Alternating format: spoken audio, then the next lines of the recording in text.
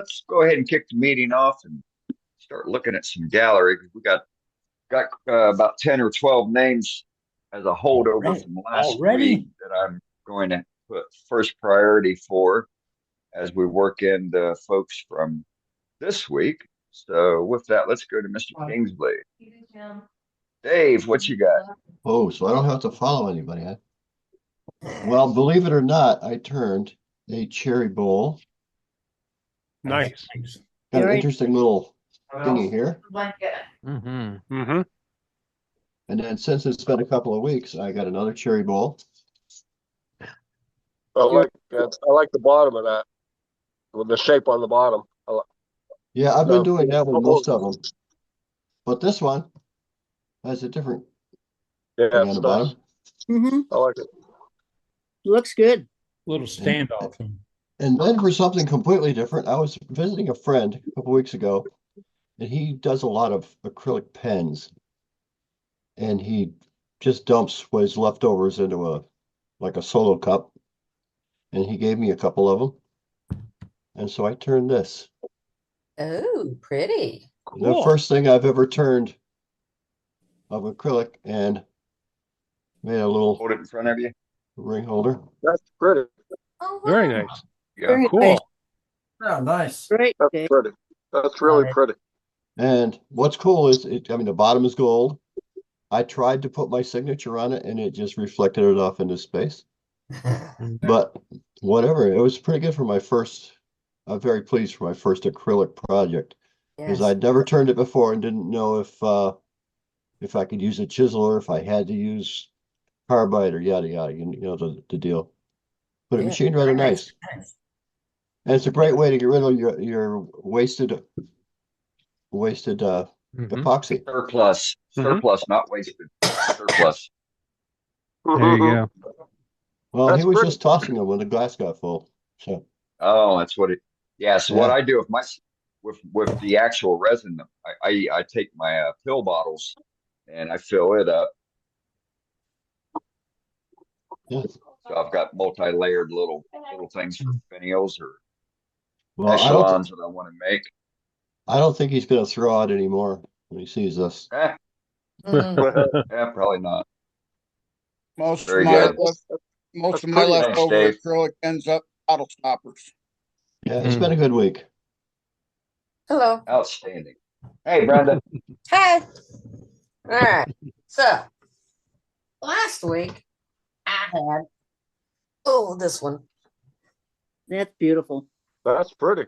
This one's Yeah. a piece of sycamore, and I tried to dye it, and it didn't come out right. I didn't like it, so I turned it back, and now it's just got tung oil on it. It's a pretty piece of wood. It's currently got like 5 layers of tung oil, Mm-hmm.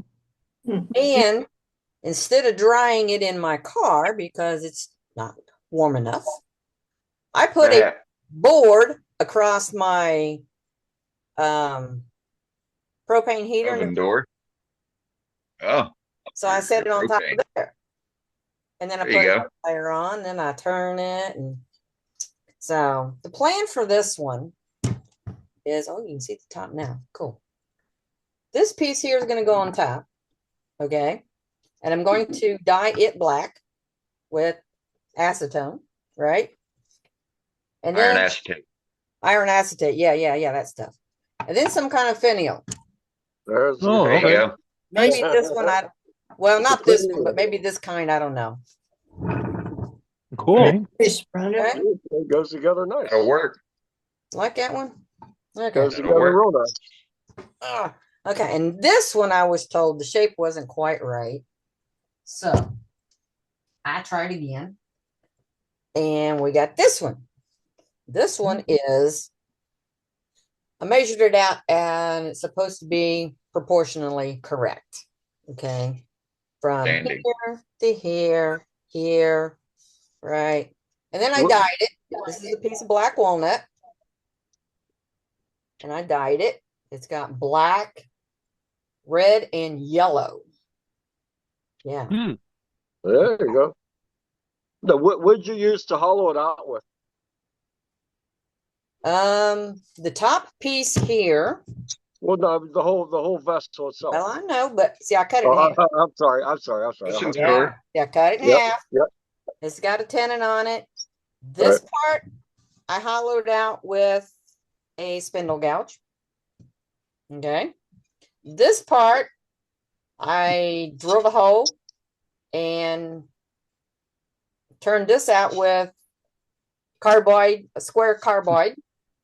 Then I drilled a hole down to here and went and did the my hollowing jig, and then drilled it down to here. It's only hollowed down to about here. And as I was hollowing it, it fell off. It actually, it sounds pretty thin when you're tapping it there. It's a good You got fingernails, Wayne. yeah. I tell you, it's a lot of work you did. That's pretty. So Well, what it came tomorrow? off the lathe once, and a chunk of it came out right here. So I glued it back on, and then I had to sand it down a little bit to make it even.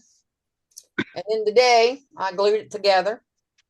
So tomorrow or next time I go out, drill a hole in the top, and I don't know, probably do some kind of a ring or something, you know, beauty ring on top, you know, of course, smaller than this, but, and then a finial. That's a great It'll work. job with that two-piece hollowing there, Brenda.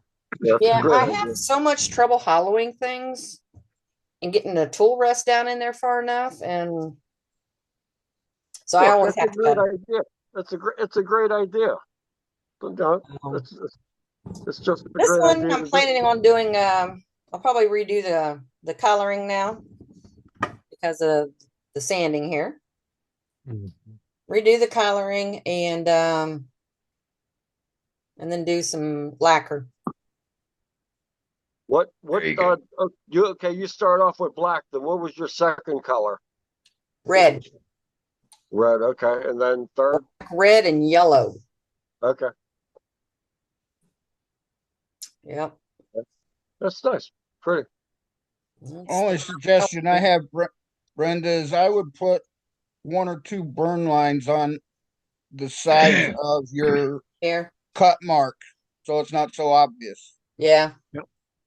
Yep. Well, I just glued it together today. Well, about an hour or two ago, actually. Okay. Yeah. Probably do something with that. Yeah, Maybe I'll make it obvious. be in it and put a gold stripe around it or something. I don't know. Either make it more obvious by enhancing it somehow, or put Yeah. a burn line on each side of it. Yeah. I've done the Still- barn line before, so still- I'm thinking, It's still a work in process, so she's got it under control. yeah. Yeah. I'm thinking maybe Just giving her hints, that's all. be in it here. And Got to then remember the, our policy, Dale, because it works Yeah. both ways. Yeah, I know. I'm All thinking maybe a gold stripe around it, and then maybe something gold on top. Maybe That would the be gold cool. beauty ring. No, or- That'd be nice. Yeah, that would be great. Yeah. That would be Yeah, there you pretty, go. Something gold on top. you know. And Hey. and anytime I show something, if there's something I could have done differently that you think it would be better, I'm always open to. I understand. Right. Suggestions. So remember, if it's solicited, by all means. If it's not solicited, do not do it. That's what I got. Brenda, Yeah. if you're having problems on the inside with Halloween, Simple Wood Turning Tools makes a box rest that goes down inside Use the that too. turning. You use that? Okay. I've used that too. I've used the let's see, Gary made me a one of them drill bit. Drill bits? Yeah, like the drill bit tool. Yeah. Oh, the mill, yeah. Yeah, the end mill. Yes, the end mill thing. Yeah. Oh, okay. I couldn't use it. Interesting. Um, By the way, I like the shape of the sycamore urn. like the sycamore thing? I like the shape of it. Yep, I like the looks of it and the shape of it. Yeah. I This one, thought this both one of them were great. measured, it will hold 8 cups of rice. The other Okay. one I measured today, it will hold six cups. So Your first one, did you hollow it the same way? Yep. Actually, the first one, you see that? There you go. Yeah. Wow. Mhm. 3 pieces. Okay. Okay. Yes. That's good. So the bottom I hollowed out like a bowl. The second one then I glued to the first one. And I what I do, how do I explain? I did the like a bowl and a bowl from a board Yeah, right. process, you know, like cut it at an Right. angle. Well, that's a lot of work. Yeah, that You one. did good. And That's nice. the grain lines up really well on that one, Brenda. Sure Yeah. do. The Yeah. grain. There. Oh, the grain lines. Yeah, the Yeah, grain for your lines up really joints. well. Yep. Yep. That's a beautiful piece. I kind of like the sycamore one. Yes. I do Yeah. too. I just wish Sycamore is a wonderful wood. it just needs a little more shine. Yep. Like I'm at 5 layers of tongue oil right now, I think. Okay. So Looking shiny already. Yeah. yeah. Yeah, we can That's see your pretty. computer monitor, so Oh, okay. Yeah. And this piece here is cherry, and I'm gonna use the iron acetate. Is that what it is? Yes. Yes. Yep. But I haven't been to Home Depot to get the vinegar. That's out of town. The only place that has it is Your grocery store should sell vinegar too. not Mhm. the The cleaning vinegar. It's Gotcha. just plain white vinegar. Cleaning vinegar works so much better. I never heard of cleaning vinegar. Cleaning It's got a vinegar high, percent. More acid in it? Check your Yes. dollar store. It carries it too. Don't, you don't have the cleaning vinegar though. They won't have It the might. They do. They will at the dollar store. I've seen it there. Really? down in the States. No. But our Okay. dollar I Googled it. stores- I googled My it, my and it my said the only dollar- place my- that had it was Home Depot. my Dollar General has had cleaning vinegar. Mhm. This up on Amazon. Maybe clean vinegar just has a little bit of soap in it. I No, don't- no, cleaning vinegar has a higher acid content. That's the difference. yeah. Much higher. And so it melts your metal particulates super fast, and it makes the color, the ebonizing of the mixture of the vinegar and your soft metal so much darker where you don't have to use as many coats. I Okay. see right here, 30% higher vinegar. Somebody just put that on there. Yep. Yeah. My ex-husband I ain't just fast, I so you I, don't I need to just hurry. I just No googled hurry. it, so it's carried at Walmart, Tractor Supply, Ace Hardware, Lowe's, and Dollar General. So And you ought to be able to. There ought to be choices there. Brenda doesn't live in a metropolitan. Well, it, I it, it looked it up. really It did say Ace Hardware had it, but Yeah, it wasn't the same kind. storm tracking team has arrived. well, as long as Yeah, it's cleaning, as long as you'll- it's cleaning you'll find vinegar, it. it should work. It should yeah, work. but it also depends on the tannin content of the wood as well. Yeah, that's Well, what I Yeah, Correct. say. Correct. cherries, it works good on cherry. Cherry's And got cherry pretty good tan. cherry goes jet black. All right, okay. Yeah. And that's what Yeah, this piece yeah. is. So it's all based on the wood. If you put it on pine, you're just going to get a bluish gray color. Yeah. Matter of fact, this piece here, I was thinking of making it kind of concaving this corner right here. You know what I'm saying? Yeah. Yeah. You know, like from here down, Yep. concaving it. Interesting. Is it concaving? Is it? Right. Yeah. Curving We understand in. what you're saying. Almost going in. Almost a Roman ogie. Yep. Yeah, yeah. I'm thinking that would match this, you know? Because I got the little bead It would here, match your lip kind of there. like a bead up here. Or you could do a reverse, have the Ogie on top. Okay. Either or would work. Yeah, I'm thinking about maybe making another one and Make two. see which one looks best. Yeah, there you go. We'll see. So that's what I got, guys. It's all been doing. Right on, Brenda. Very pretty, very pretty. Great job, Brenda. Thanks, guys. All right. Wayne, Nice job, I had Brenda. on the list from last week. Do you still have your project from last week? I do. Dean, I have it here. Now, this is probably a lot of you know, or some of you might know. I haven't done any turning for quite a wee while now, but I got a gift just before Christmas from a friend who was further south down in England, who I think is a mathematics genius when it comes to embellishing wood turning. His name is Mike Sem. He also goes by Dances with Aardvarks. He does have a YouTube channel, which he puts sort of short bits on what he's doing. But he sent me this. Oh, I watched him wow. make this. Wow. He's from Mars. Did you know that, Wayne? He's from Mars. Yeah, and this is Mike from Mars. this is a mini tensegrity goblet great, Wayne. Wow. that he did and sent to me as a present, and it's absolutely wonderful. It is. That It is. cool. I enjoyed watching his videos on this. It was just pretty cool. I watched that. I bet you 3 times each one of those 5 minutes. Those Yeah, 5 minute videos, The I stuff bet you Mike does makes my head swim. Oh, that's the same with me. The same with me. He's just totally out there when it comes to embellishing wood turning with the things that he thinks of and comes up with. But this is I've got to say, of the gifts I've had over the years, this is by far my favorite. It really is. Oh, that's great, Wayne. That's Beautiful. very cool. He's fantastic. So that's basically all I've got to show for tonight. I'm pleased everybody liked it. Very nice.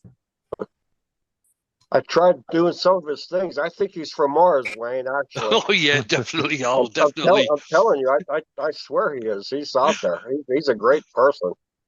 The things he has.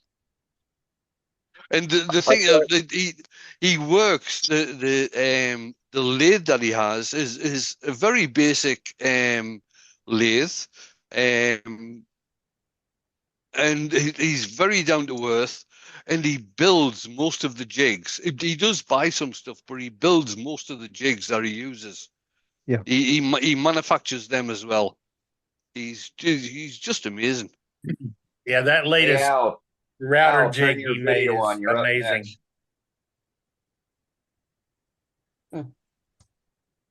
So, Well, that's Wayne, it, guys. cheers, Thank cheers. you. Cheers, Wayne. Dwayne, Hello, we got you, everybody. Al. I hope everybody's having a good New Year so far. It's been a while. I ended up making 7 of these. Oh, wow. Cute. This is for a hockey player that I have. I haven't given it to him yet, but I ended up making 7 of them. He's a carpenter. You know, it's that's me. I'm a carpenter. So I ended up making He looks 7 just like you. at one time. At one time. Then I've been just a little offset turning. Oh, that's cool. very cool. Very cool. I tried to make I can't do anything even close to making a close. replica. I just can't do it. It's close. Well, Second one just don't look like it's done yet. well, I keep moving on. Everything else, I just have something to do all the time, and I don't know why. Now, Ruby, I'm glad you're still here. You're still there, right? Yeah, I'm still here. Okay, this is like a Phil Anderson, Ruby Claire situation. And what it is Phil Anderson, he likes to do his stuff and as natural as possible. So there was no turning involved here whatsoever. But here, that's where Ruby came in, because I've done a few things. I've done a few things in the past because Ruby gave me these ideas that, hey, look, that branch could be blah, blah, blah. So I told my grandson. So he's over in the power there, and he pulled this one. I said, hey, look, Pap, we could do this one, and it could be what do you say? This is Henry, the friendly tree monster. And that's all because of you, Ruby. I think you went through me. You channeled through me into him. Oh, that's good. That's good. And I, since the last week's video, which is like out of this world, and I've been playing around, but this was a real piece of garbage, as you could see. And this here, I stained it. It's hollowed out. I was afraid I was really going to throw it, but I didn't. I still have to take the tenor off. But it was my first crack at it. This here, I started off with black. I used RIT dye mixed with denatured alcohol, and I put that on. Now this is the second time I sanded it back because it didn't look right, and I got some advice from Dane and Doug, so I did it again. I put black on it again, and then I put green, and then I put yellow, and I got like a mango color. But that's better than mine. Looks good to me. It really is. It really is a piece of firewood. It was going.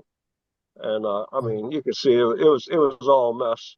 But that was a very interesting demonstration. And with the things you could do, like something like this is my first go at it. And you can make a lot of bad pieces of wood look pretty nice. Are you going to add something to the crack there? I was thinking about a zipper, but I said, no, Dane said to me, he goes to me, you know what, just get a scrap piece of wood and practice a little bit. So, I had on there and I'm playing around with it. And the first one looked like it was still a scrap piece of wood, but I kind of like this one. No, I like it. Yeah, it's a large improvement. What's that? Yeah, it's a great improvement over the first iteration. Sure is. Yeah, really good. Okay, now at this point right now, I know that I could go further, like what you guys do. Now, can I use maybe the green the green 3M paper? Can I knock this back? Is it gonna? I don't know what you mean by 3M paper. Oh, it's not paper. Those pads. The sanding pads. Scotch. Yeah, I don't use Scotch-Brite, so I don't know. What could I want to do more to it. What is there any suggestions right now? What are you wanting to do to it? This is right now just a wipe on. This is polyurethane. Now, can I do something better than this? Well, if you want to take it all back off again, go back to your 80 grit and take it all off. No, I want to try to make the glass like you guys make. Oh, you want the way I do that? It's just a matter of building layers on it with your wipe on poly. What I do, Al, is between coats is I'll sand with increasingly finer grits, but you're not sanding heavily, you're sanding lightly. So I might start with like 320 grit and just lightly sand, and then you put another coat on, let it cure, give it a day or two, and come back and sand with 400, and then do another coat. And Dane is exactly right. You're building coats till you get the shine you want. Right. Mm-hmm. So just take the sheen off. Actually, yes. Take the sheen off. Yeah, you're going to scuff it up. Any bumps. Yep. Well, you're not trying to scuff it up. Dane's right. You're trying to just any faint lines of anything for any reason. You're just making it smooth. And it's like I said, it's very light. You want to make sure your sandpaper's clean. You want to make sure you get all the dust off when you're done sanding, and then you put the coat back, another coat on. You know, I was Yeah, thinking just- the other day, wouldn't brown paper bag work for that? Brown paper What- bags what- approximately It 1,000 could. grit. That's so- about 400 grit. Oh, talk about, okay, for like sanding. Yeah, probably so. I mean, they say that's up there. Yeah. The next thing now, this talking about Mike, Wayne, are you still on? It's time to go. I'm Yep, sure. I'm still here. I've been following him. This is a split turning. Now, this was just maybe a month ago, and I don't know the name of it because he's got crazy names of there's a Octus Femisphere or something. But anyway, he had a bunch of marbles in it. Did you guys watch it? Oh yeah. Just about a month ago. I was able to turn it. You see my marble? Yep. Yeah. The marble. But I'm able to get to a point, but it's supposed to go over here and then come back the other way. But I can't figure him out. I mean, I watch it, I watch him, and I watch him. I even told him, I said, put everything into one 20-minute video so I don't have to keep, finding the one, because he has like part 1, part 2, part 3, part 4. And but he's a pretty amazing guy, and I've been trying. The thing with Mike is when it comes to the videos, he's not used to making videos. He spends the majority of his time at a table trying to figure out the mathematics of everything. Yes, he does. Yeah, he's pretty good. Maybe yeah.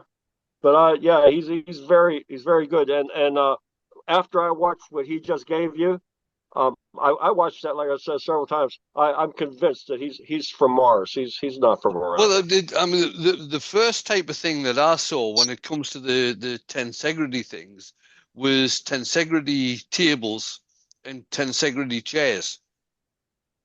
Mhm. And this is where basically once you put something flat on the top of something, it tightens everything up. Otherwise, it just collapses. Right. And this is just what Mike did with the goblet is just the same principle. Exactly. Right.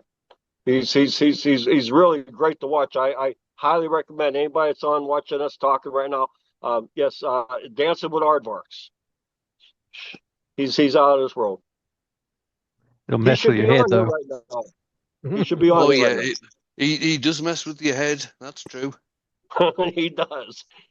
But he's very entertaining. Very entertaining. Anyways, guys, I hope everybody has a really good evening and a great coming up New Year. Really, thank you very much. Thank you, Al.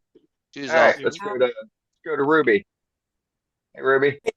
I don't have what I was gonna show you last week, which will inspire Al, so I'll show that next week. But I do have this with me that I'm going to be wearing for the week. Oh, it's amazing. I love it. Oh. It's amazing. It's a single piece of ambrosia maple. That's amazing. That is beautiful, Ruby. Yeah, That's what I was trying to make. Very nice. That's what I was trying to make. yeah. Ruby wore that all weekend at Harrogate. Oh my goodness. Love it. That's fantastic. It Now, fits you perfect. Well, it should. I made it to fit. Yeah, it does, right. It's my golf hat. It keeps the rain, the you snow, and my keep putting your head? Did buddy's you keep golf putting your head balls. in there? You know, like you do to make a lid. Did you keep putting your head in there to see if it was right, and then take a little more out and then put your head back in? Yeah. Anyway, this next item, these aren't turning related, but when I told you I visited the friend I worked for doing the TV series, and these were 2 books that he gave me that are signed by him. And what's sort of neat about them is that I proofread both of them, and he acknowledges me in the credits at the back of both books. So, Wow. Oh, nice one. Nice. so they're written by John Stoneman. So anyway, That's all I've got. Next week, I'll show you the new item, Al, that'll inspire you to do something totally different. I see a ghost in your hat. Right above your right eye. Okay. I love it, Ruby. Yeah. I love it. It's beautiful. That is Very my cool. dream piece right there. That's on my Bucket list. I have got to make one of them before I die. I made a couple dozen of them. I've got Oh, 2 God. left, and I just keep those for taking to the shows with me. And Yeah. you know, when people want a photograph of me with it on, I say no. And I said, give me your camera and I'll take a photo of you with the hat. Oh, there you go. Ruby, can I get a quick question? Tell me about the band. Is it a different piece of wood or is it just colored? Now, when I did the band, I turned the shape of the band. And then actually when I first made this, the band was a very dark brown, because what I did was it was either a piece of rosewood or cocobolo, and I just burnished the band as it was turning, and that transferred the color from the wood onto here. But over time, this color has kind of dissipated, so it's not a dark solid brown like it was originally. I still like it. Yeah, it's beautiful, Ruby. Yeah, it's really sweet. Nice. What kind of hummingbird finish in is the that? band. I mean, it looks like glass. Well, it sort of is. The finish got damaged, and I gave it to a friend, and he sprayed it with automobile lacquer. Oh my goodness. Wow. That's a beautiful piece. So it definitely keeps the snow and rain off. Yeah, it's really nice. Really, really nice. It's beautiful. Okay, let's go see somebody else's stuff. Ruby, Right on. Thanks, Ruby, be safe. I'll try hard. I have snow tires on my van. All right, Tom, we got you. Oh, gee, thanks. I got to follow that, huh? Yep. You'll do just fine, Tom. After last week's demo on coloring, I'm almost ashamed to show this, my brown and round. It's a bowl out of Redbud. Oh, that came out lovely. Beautiful. And the finish on it is Parfix. And as usual, engraved on the back. Very nice. That's a beautiful. That's really nice, Tom. Nothing to be Got a lot ashamed of nice there, buddy. grain got a lot of nice grain for Redbud. Yep.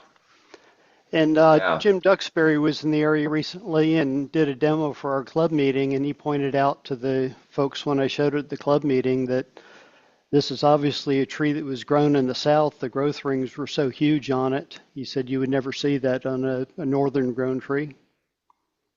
That's true. Yep. Oh, good point. That's all we got. Thank you. Right on. Thanks, Tom. You bet. Look great, Great. Tom. Great stuff. Nice job. Sheila. Okay. I have this one that was, it's maple. There was a very large crack down the middle of it that I filled and then didn't like, so I decided to do some texturing and coloring. Nice. And that color isn't really looking very good from the camera, but I like the texture. Looks blue, black, green. yeah, it was painted black first. There was dry brushed blue, then turquoise and green, and then a tiny bit of gold in a very few places. It's beautiful. That's You very cool, recovered it Sheila. well. Yeah, you did a good Beautiful, job. Sheila. I didn't want to do the whole thing because I like the spalting on the other side of it, but Mm-hmm. that crack just looked like crap. It doesn't look like Well, crap it- anymore. It's hidden now, so you did a great job. Right. It doesn't Absolutely. look like crap Beautiful. anymore. I'm still trying to decide if it needs a lid to be an urn or just a vase. I think you're good either way. Either or. I did Either way. I coated the inside with black tinted epoxy, but I kind of screwed up and didn't remember to clean the sawdust out of it first. Oh, golly. It was a little lumpy in there. Oh, well. Oops. That sounds like something I would do. I was thinking that was something I would do. Well, it sat around the shop for months and while I decided what to do with it. So, oh well. Looks great, Sheila. Looks like you had fun doing it. Yeah, it was okay. Thanks. Yeah. Very Good nice. deal. Job. All right, let's go to Mr. Miller. Hey, Doug. Well, hello. I was about to look for something else here for just a second. Hey, everybody. It's good to see y'all. Things have kind of stacked up, so I'll run through them relatively quickly unless there's some questions. First off, here a couple weeks ago, we did just a nice winged hollow form. That's a 3/4 inch hole that we did all the hollowing for. It's hollow all the way down, about 1/4 inch. It may get a little thicker toward the bottom, but as best I could tell, that's about what it is. You can't really see. It's got a pretty nice lacquer finish on it all the way around. My light's washing us out, and I may have, yeah, there's a little dust on my lens. But anyway, that's that. Then I was continuing the series and did this hollow form. That's a 3/8 inch hole, so it was not hollowed through there. It was hollowed through right here. This is 2 halves that were then mortise and tenon joint together.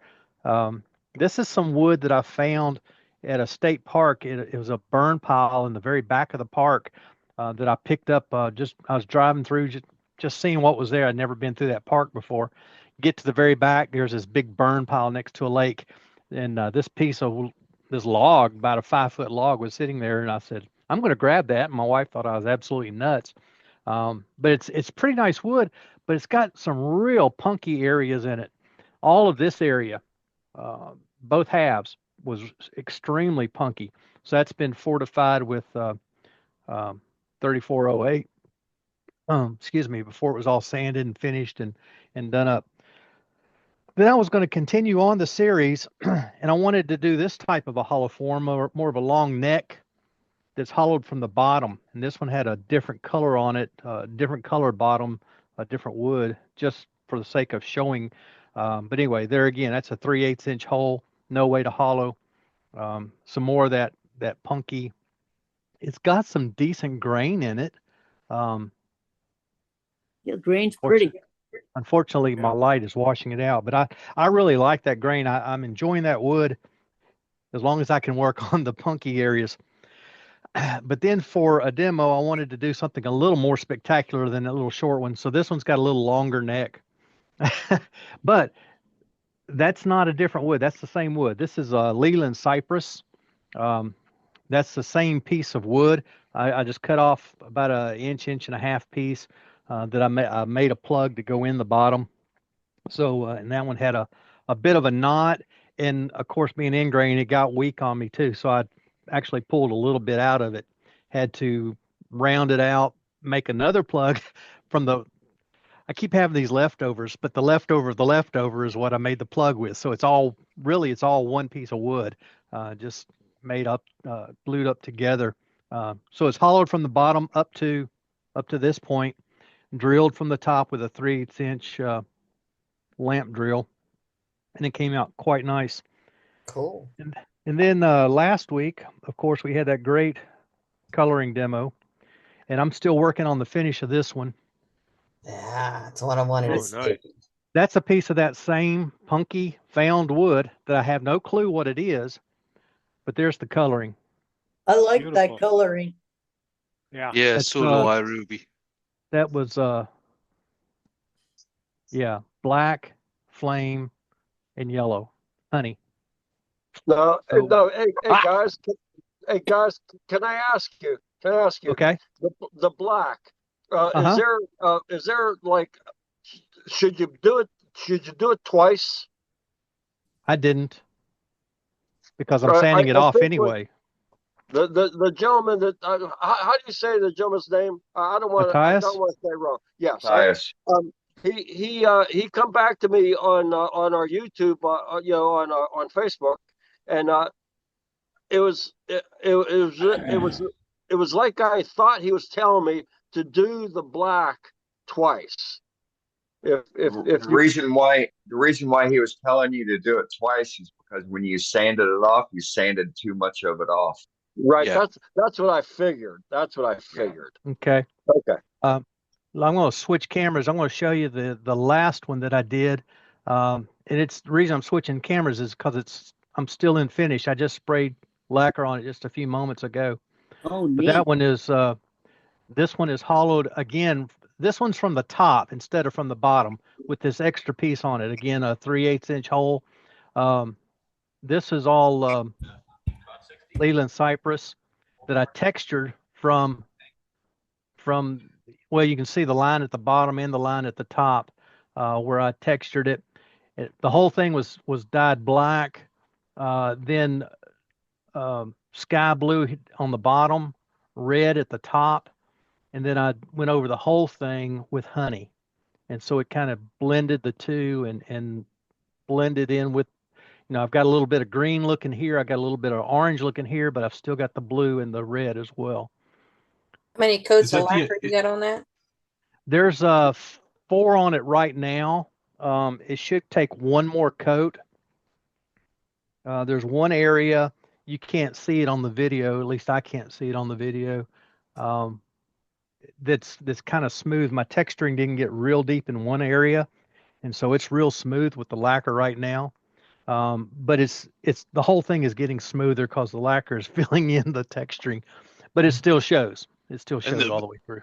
And that's a piece of black walnut on the top, Yes. isn't it, Doug?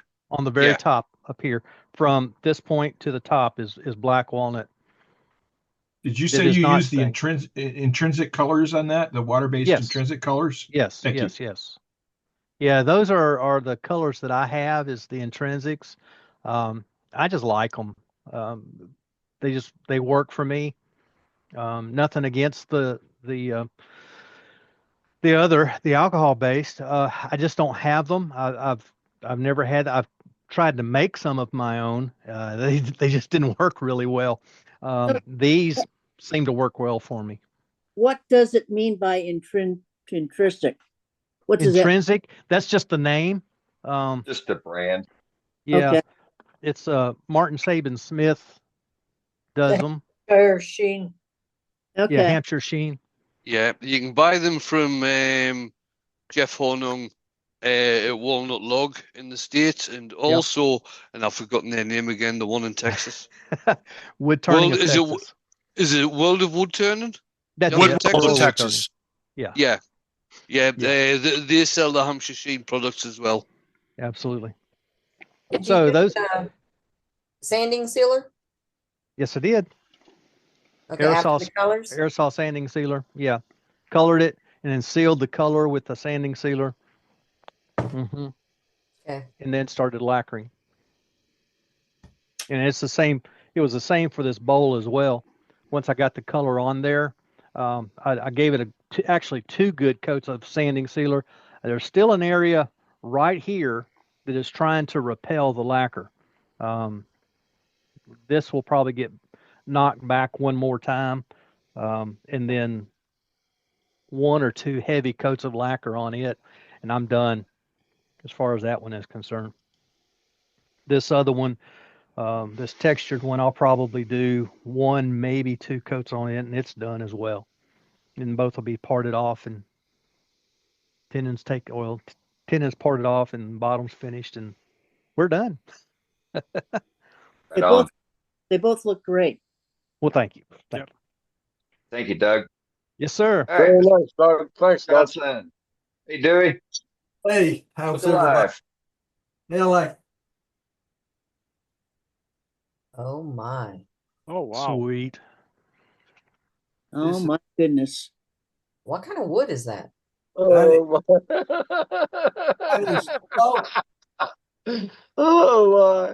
A spalted punky pear.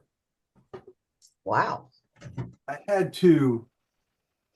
I had to practically soak this with shellac before I could finally get it smoothed down. But let me back up a little bit here. And so this is different. This is from a different piece of pear, so it doesn't have this funky look about it. And I didn't have any more hair that I could use, so I made this out of elm. This is elm. And this, believe it or not, is not just an embellishment. That's actually a coupling, because whenever I drilled it from the bottom with a Forstner bit, I got a little bit too close up here. And when I was sanding everything down and trying to get a final shape, it broke through right here. So I made this coupling, and I was able to glue the two pieces together and hide. Pull it back toward you. There you go. And oh, sorry about that. Anyway, and then of course it's hollowed from the bottom. That's a different pair. So, but anyway, I saw something. This is based upon a, so I was in Saudi Arabia for quite a while, and they had these made out of brass for coffee urns, and I thought, well, I could make that out of pear. I had a log of pear then, and then so anyway, and it's drilled all the way from here on down. Now this is not drilled out because I just didn't trust myself to drill it out. I did put a little hole right there for the spout. So anyway, that's what I have to offer tonight. I appreciate it. That's beautiful. That's cool. That is beautiful. That is beautiful. I like how you kept the thickness of the handle. Not the way we're showing it now, but turn it the other way. It was about, yeah, that makes things a little different. I have something, yes, it doesn't have to be small. It could be nice like that. That's great. That's beautiful. Yeah, it was this is the thickness of the piece that I cut this from, and I used my laser to actually make the pattern, and then I went to the bandsaw and sawed it out, and then sanded and finally got it to look fairly good. So it very nice. Little hinge here. So anyway, it's got several coats of gloss enamel on it. I had to do some sanding in between the coats because there is some places that didn't quite accept the, what, I don't know if you can see it right here. Maybe right here. There's a place here that it just didn't smooth out. So anyway, it's there anyway. So anyway, epoxy, this is epoxy. This is put on with CA glue. So, and this has got a hinge on the back. It's a little brass hinge. So anyway. Looks fantastic, Dewey. Yeah, I love that. Thank you very much. Where'd you get that little hinge? I think I got them from eBay. There's a place down in San Antonio that makes them, or Austin. eBay, Yeah, I used to make boxes.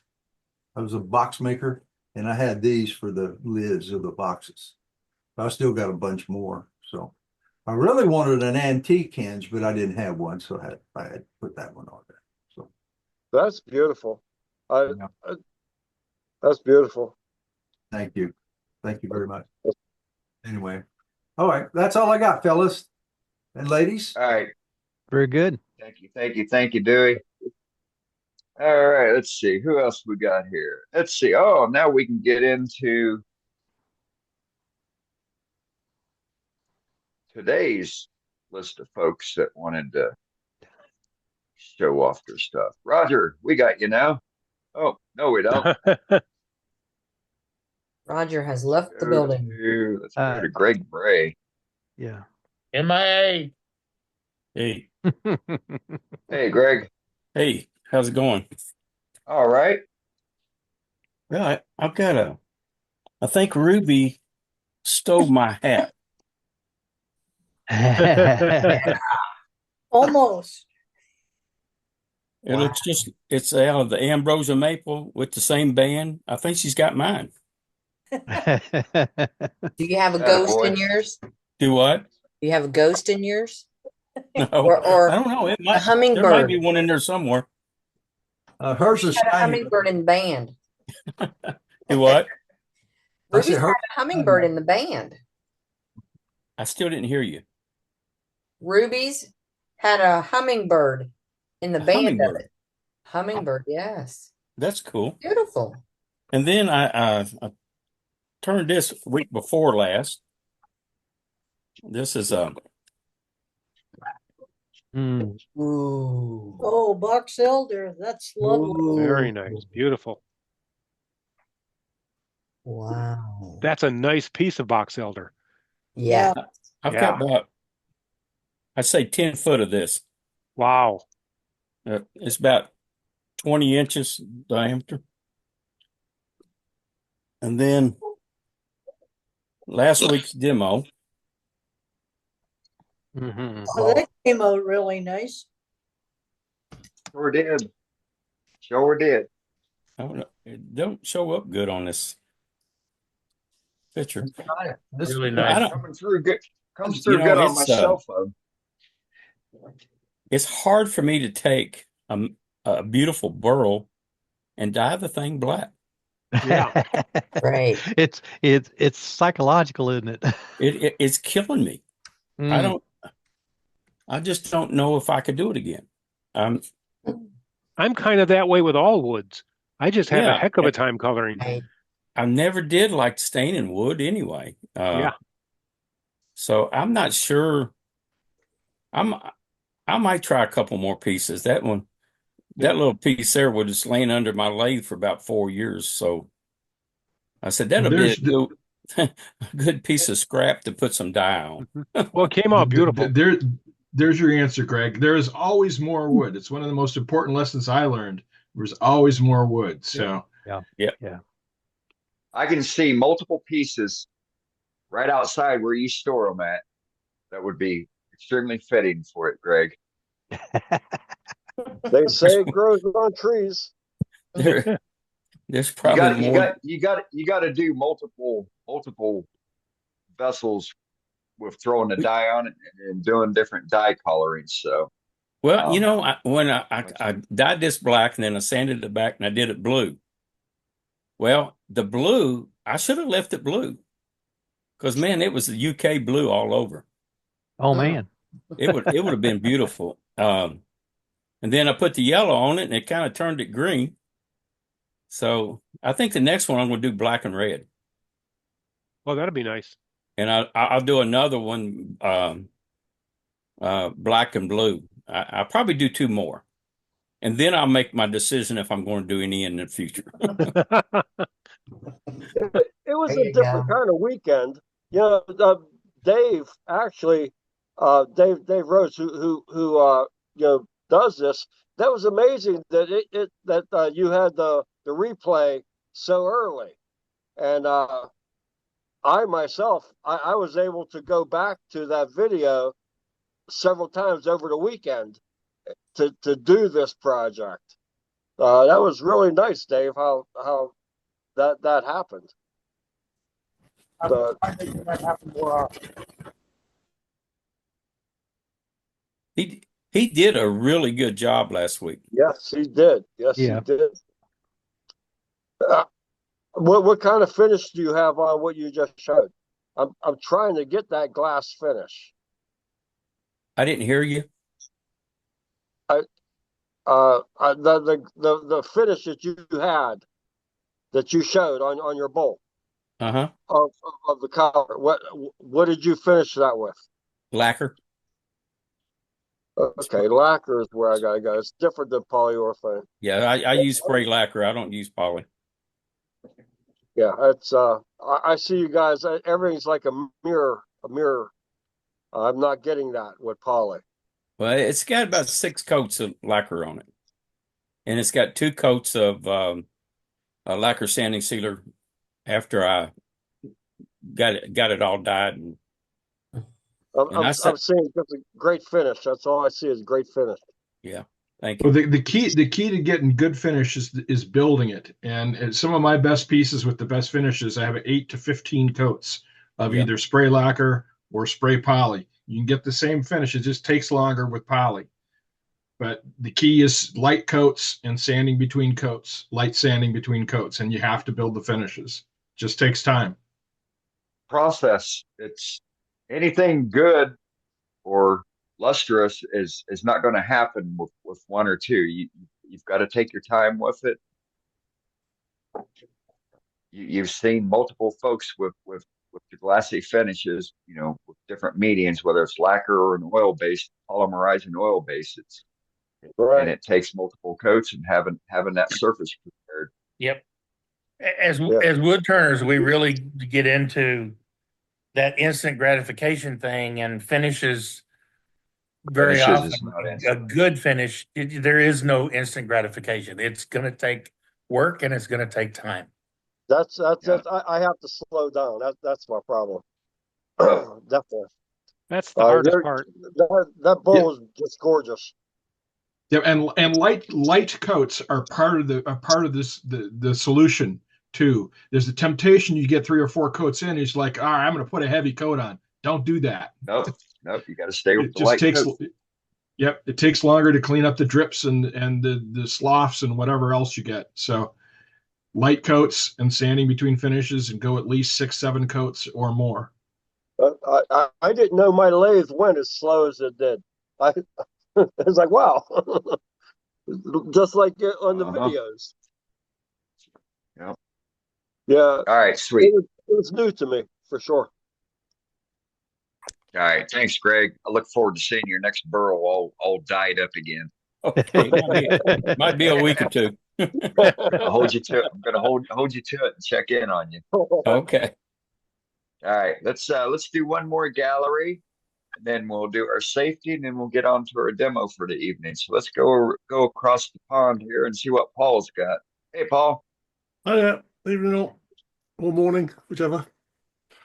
Yeah, I've been making some handles. I bought these ferrules from One Way a little while ago, and I decided to make some handles for them. They've got a tapered thread on there. They call them a thread lock ferrule, and it's a tapered thread, and you create a taper on the end of your piece of wood and screw the 2 on. The gap there is so if the wood shrinks, you can turn it on a little bit farther to take up any slack if there is any. They come in 4 different sizes. That one there I've got is 1/4 inch. I've got a couple of others here. They've got a 3/8, a 1/2 inch, and then the big one here, which is 5/8. So back of it. So very cool. Each one different size, and I mean, I thought I've always liked wooden handles. So the idea with these is I can put my sort of unhandled tools in and still maintain a wooden handle. And me having quite big hands, I've made these quite chunky size to fit me. There you go. All turned out of ash, and I've put a sort of a wax oil finish on them, so hopefully a relatively durable finish, and sort of going up in lengths depending on the sort of the bigger ones are slightly longer handles as well. So I'll set a 4 now, and we'll try them out with some tools, see how they work. Very nice. Look good. Look good.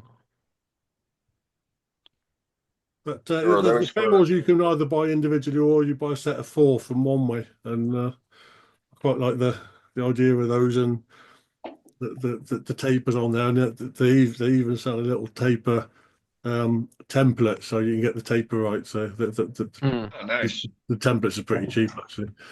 But Are those for your use or for yeah, students? I made them for myself. Yeah.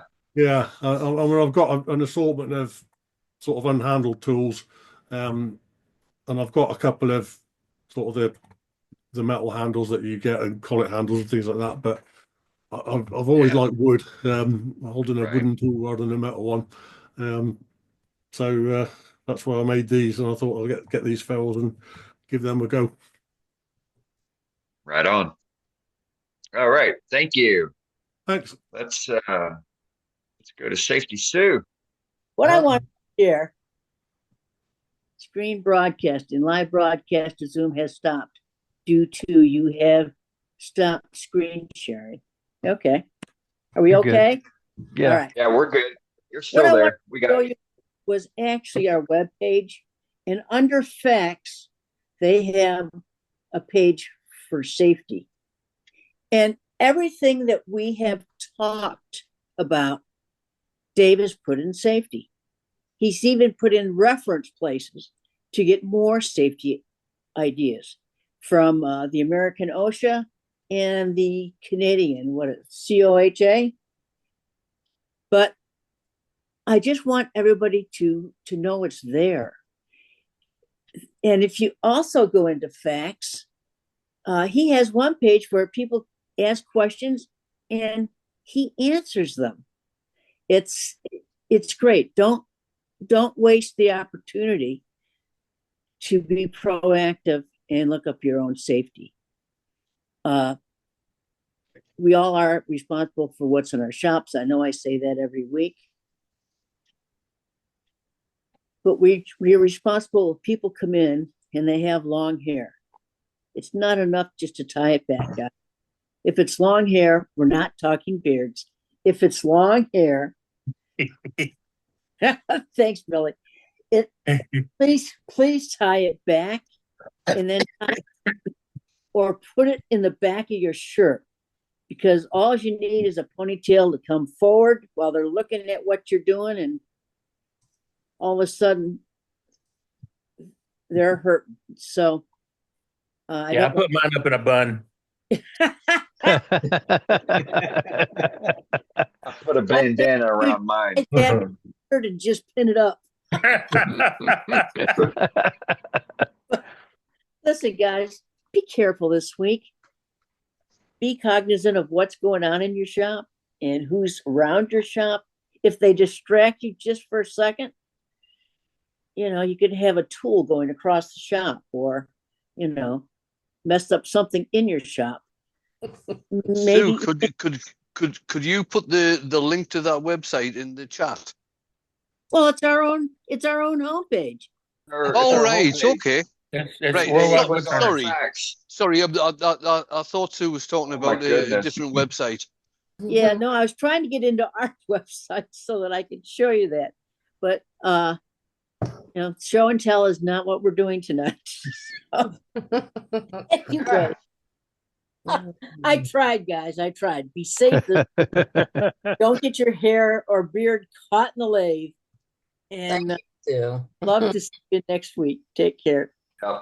And then, just as a matter of principle, if you're a man, no man buns, please. Please. For the If love it gets of it up God. out of the way. Yeah. Thanks, guys. Not a bun. Sorry, not a bun. That's all right. Not for a guy. All right. So with that, thanks, Sue. I appreciate that. Just a little bit of lighthearted humor there on my part. Actually, just great. being dead serious. All right. Whatever. Just know that it's serious, you guys. Yes, it is serious on all fronts and all facets. So with that, so we're at the top of the hour, almost here, a couple minutes. So we are going to go to our featured demonstration tonight. We have Dan Smith. This is going to be his first demonstration. So typical housekeeping. All questions, comments, let's hold them to the end of the demonstration. That way Dan's got time to answer them himself. I will be muting everybody, so please do not be unmuting yourself to make a comment or to say something. We'll wait till the end.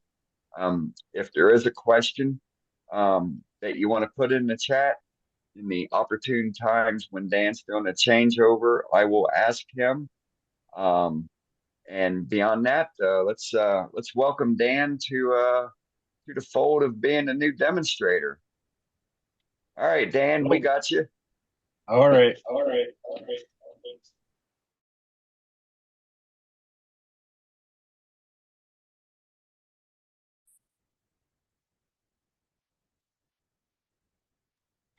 All right, how's that?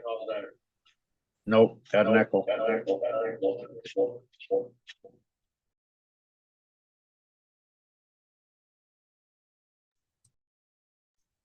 Dan, you're muted.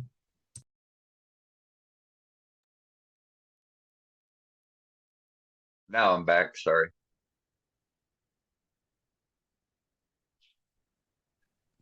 How's that? Yep, I can hear you. Okay, I got the echo going. All right, I'm going to turn this down. What I'm going to do is first off, I'm just going to put glue on this. And I'll tell you a little bit about it before I do that. And then I'm going to go and turn the icicle and the finial. And hopefully I'm going to have a cross on the top. So, but with these, I spray foam in there. Okay. And I knock the foam down while it's wet so it don't expand too much and crack them. So you can use the stuff that expands a lot if you want. And that's what I do with them. And also, like this one, I just take glue and I'll put on the inside. And that'll make it, and I've dropped them and they don't break. So what kind of glue, Dan? Just regular glue. Mod Pod works good, and I bought this super glue whatever from the dollar store, and that works great. So, but the glue I put on the outside is the metal leaf adhesive. Okay, you can get real expensive stuff or whatever. And if you want, you can get this metal leaf sealer, which I don't use. I don't see where it did anything really. So what I'm going to do real quick is paint this, and then I'll go over and turn while this is drying. And let me, oh, here it is.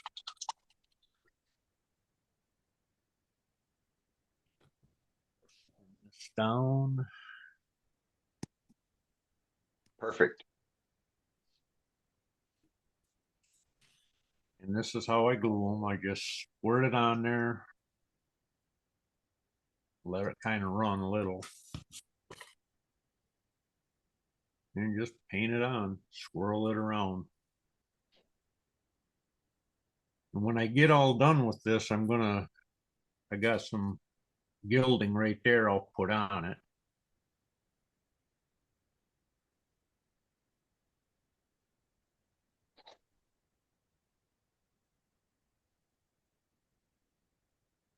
As you can see, it don't take long to put on there. You put it kind of even as you can. And I just swirl it to make sure I get all the crevices and everything.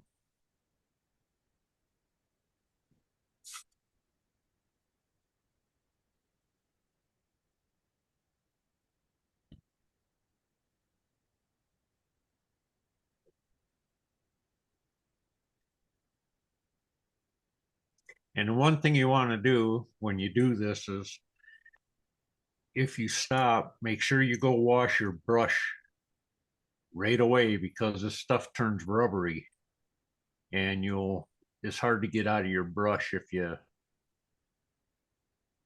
let it dry it all.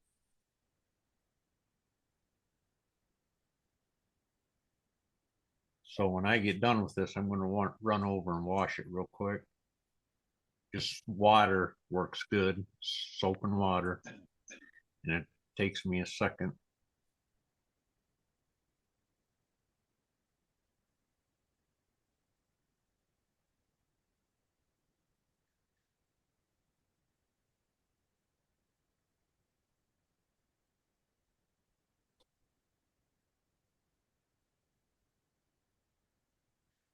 And you're supposed to let this sit for about an hour before you put your gold leaf on it.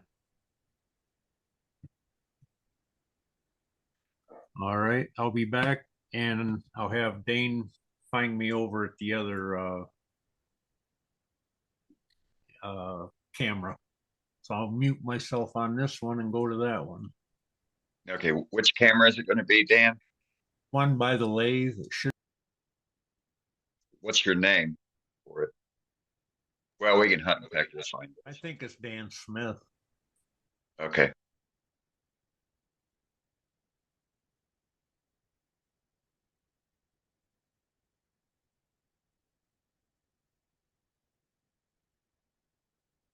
I got you. It's Daniel.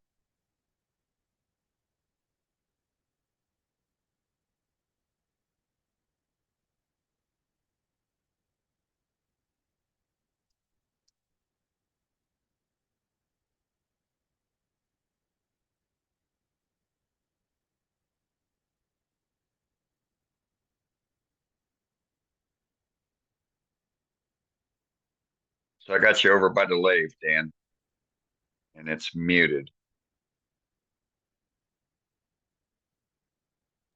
He's washing his brush. Okay.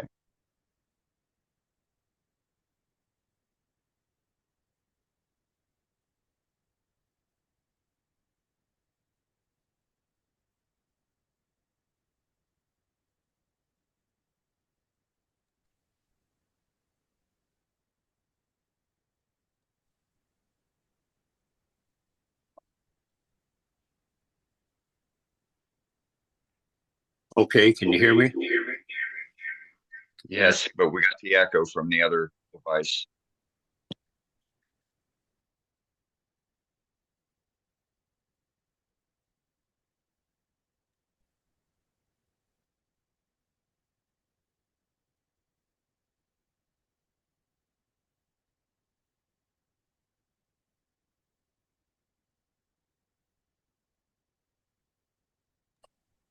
All right, sorry about that. That'll work. So, question, Dan, how long does the sizing need to set for this for the type of sizing that you're using? It says about an hour. Okay. Okay. We see the lathe piece. Yes. Is it big enough or need to go closer? No, you're fine there. It looks good. Okay, I've turned it round. Let me turn that other speaker down.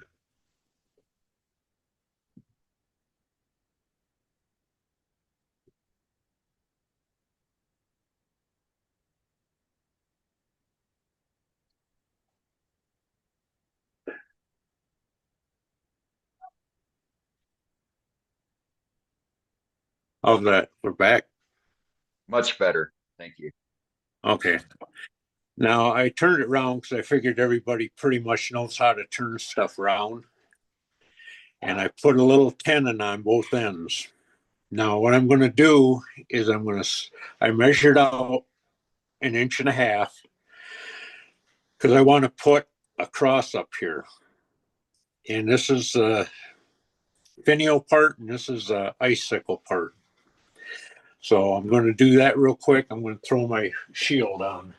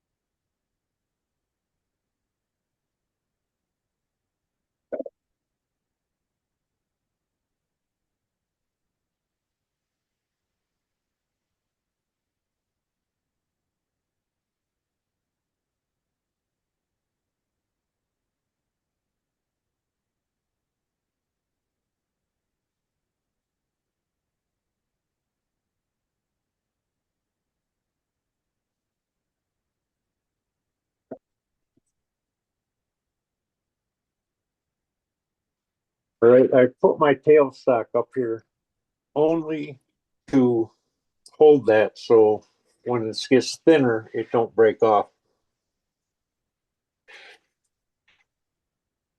Can you hear me with the helmet on? Yes. Yes, we can hear you. Perfect. Okay. What tool are you using there?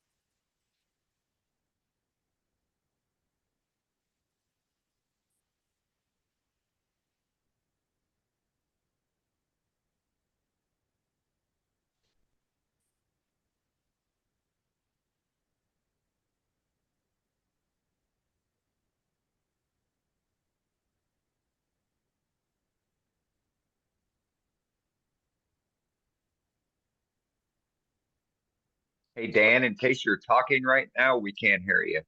But if you're not talking, it's okay. Yeah, I wasn't talking yet. I just Okay, I just wanted to confirm. okay.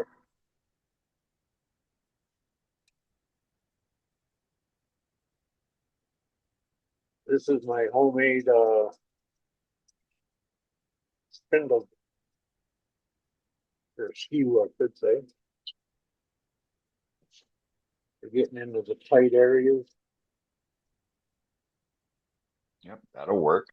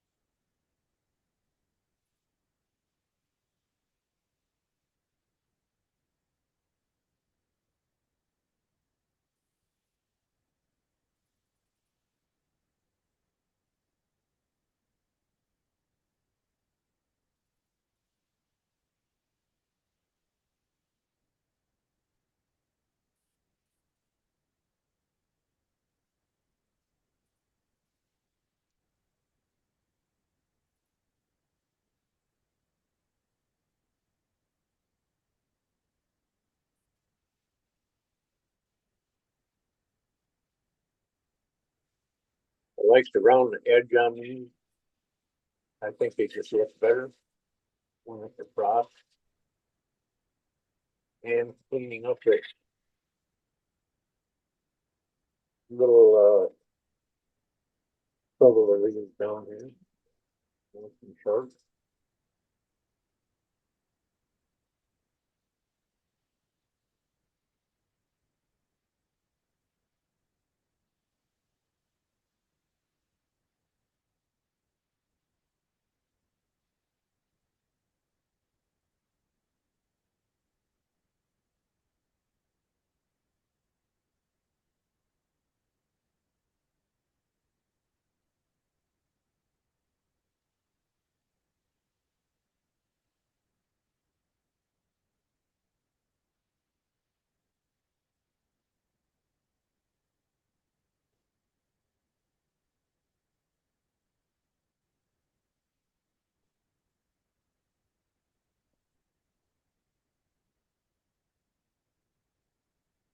Thought I'd try a little feed at the very bottom.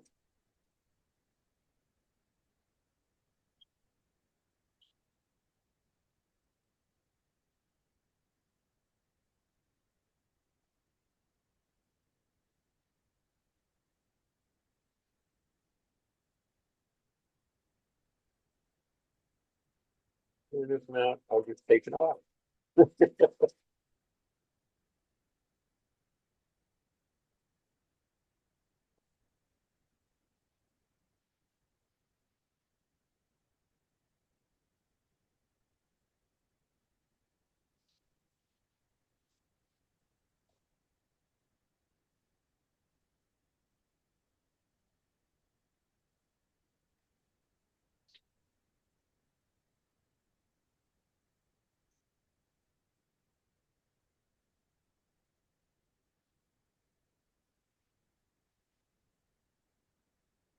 See if that works or not. I don't like.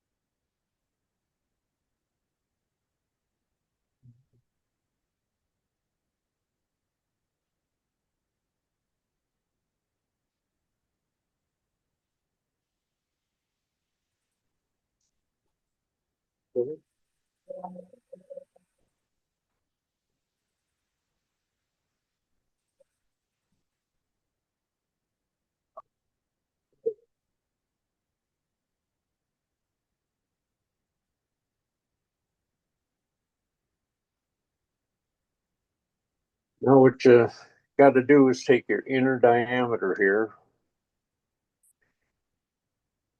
but I go with the outside myself because I want it just a hair bigger, and that's 3/4 of an inch, just a hair under. So I didn't leave myself a lot of room here. No, not yet.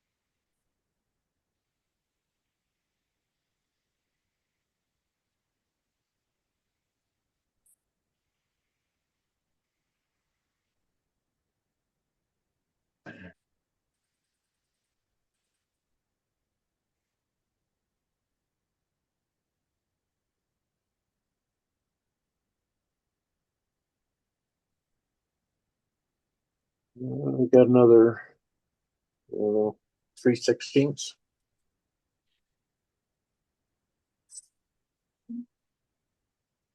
Measure, measure, measure. Yep, that's what this is.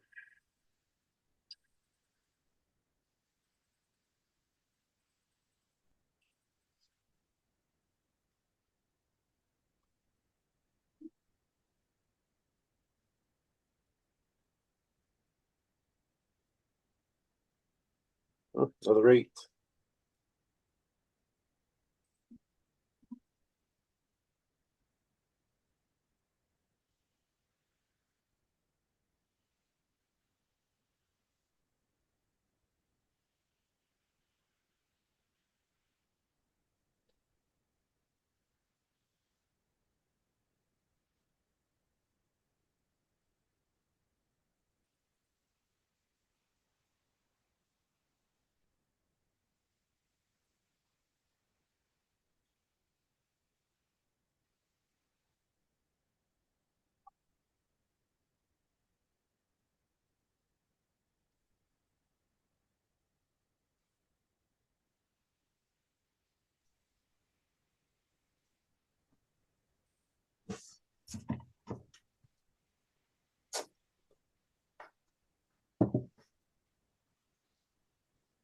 Hey, Dan, you moved the light in the way. We can't see what you're doing. Oh, okay.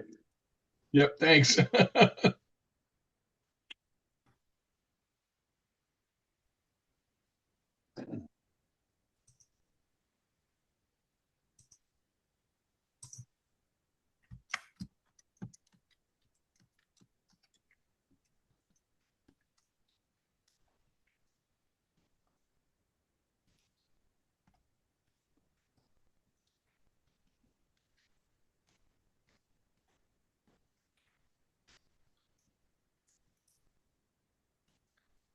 Another 16th to go.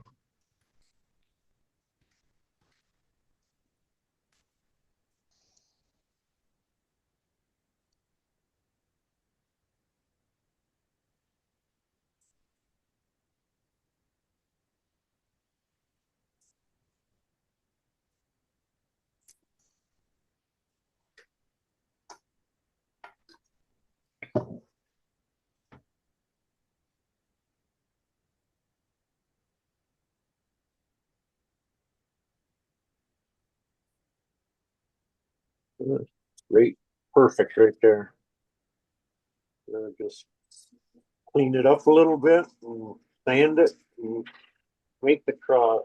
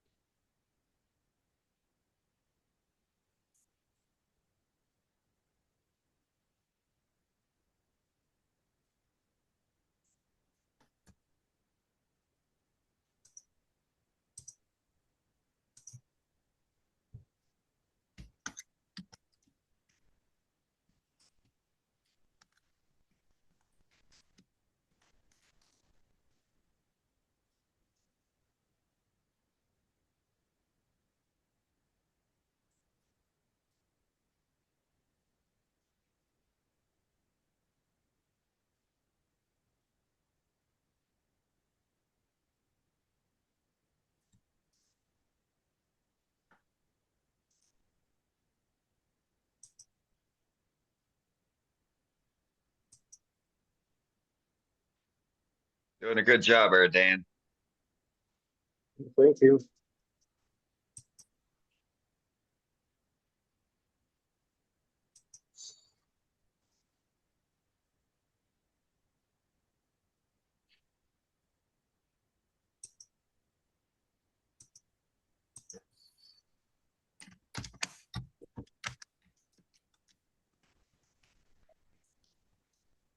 I'll do a little sanding real quick. Shouldn't take much.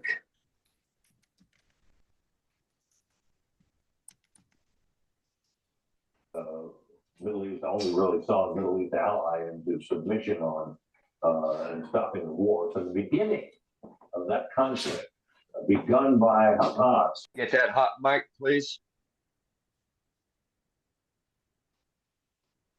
To stop the fighting.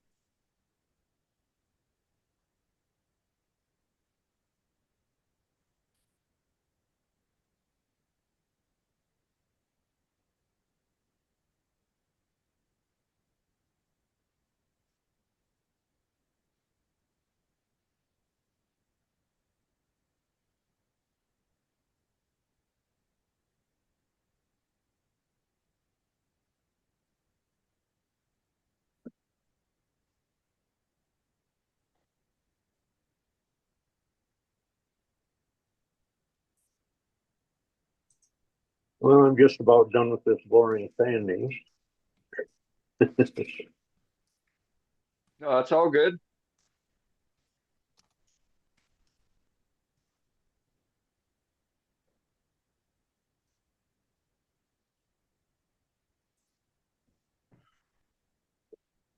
There you go.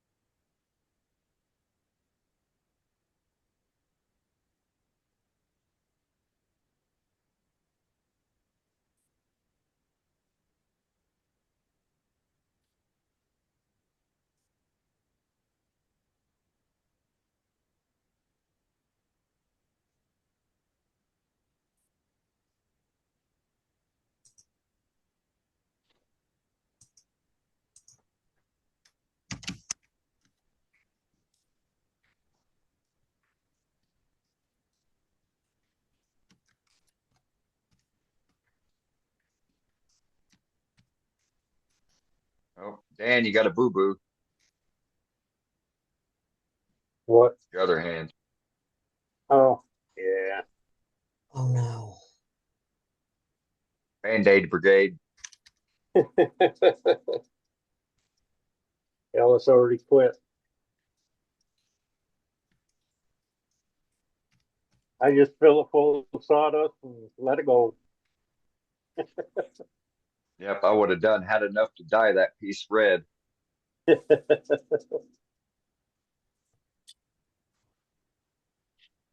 Hey Dan, what camera system are you using? This camera, this is Yeah. my Oh, it's your iPad? Okay. no iPhone, not the pad. iPhone. Yep. So easy to use. Yeah. A cellular device. How's it work?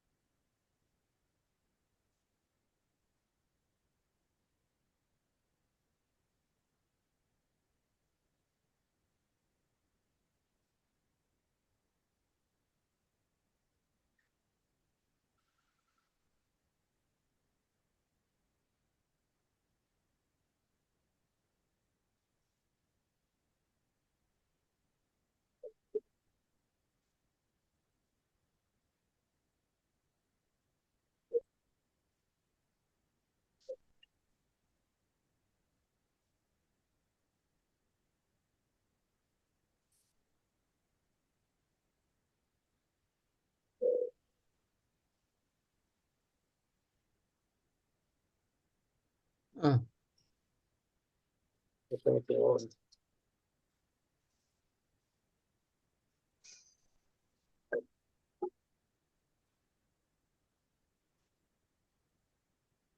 Grabbed the wrong one.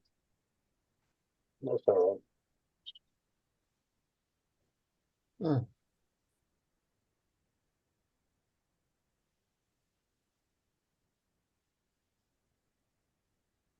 A little decoration.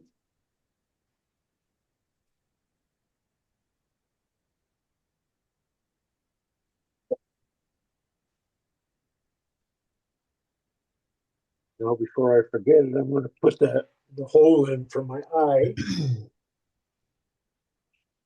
What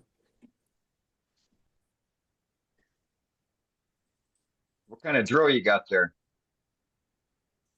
This is my pen brace, and I think I forget the size of the drill. It's tiny.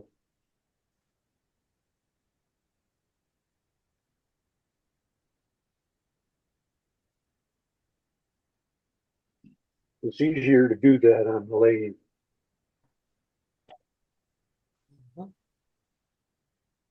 All right. Are you going to use toothpick construction?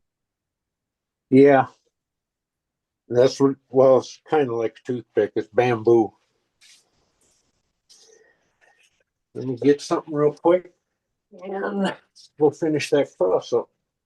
Get this done. I thought you were getting ready to clean up some shavings there, but I thought maybe you'd save that till the end of the demo. You know me, I don't like a mess. Yes, I know. So what are you doing now? It's making this into a cross and lightly cutting that off. Can't push too hard. Your grain is, you cut with the grain here, otherwise it just don't come out right.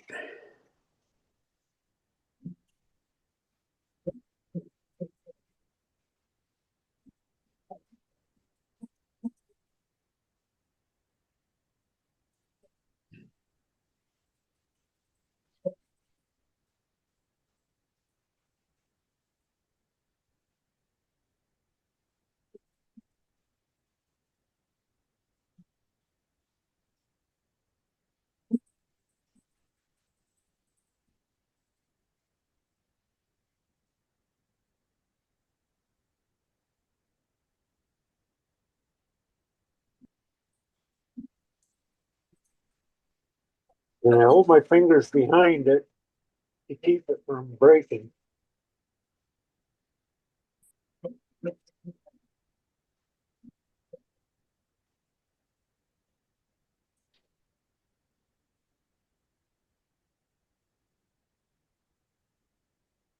All right. Now I'll be right back. I gotta grab something and we'll finish that up.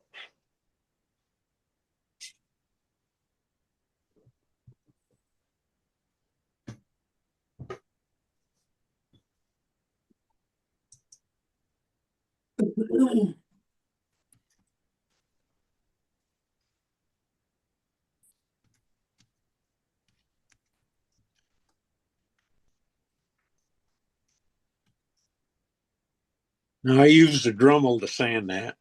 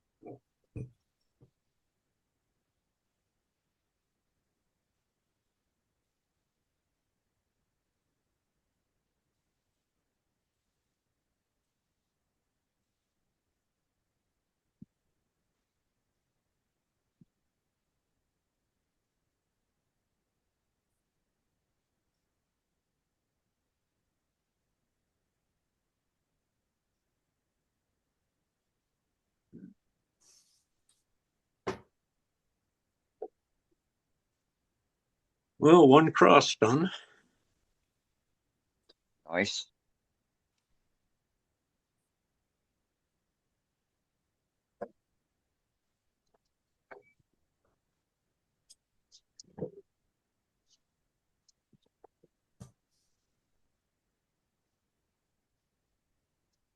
Yeah. One thing I do before anything else.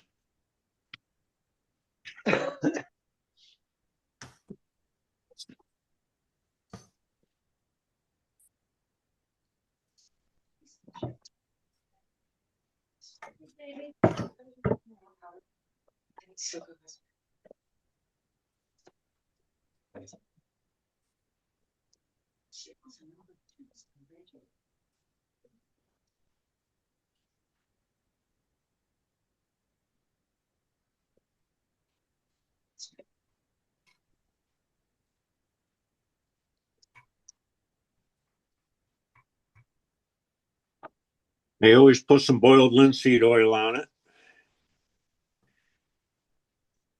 That way it helps the whatever else I do to it so it don't soak in as bad. And if I didn't mention that this wood is red oak.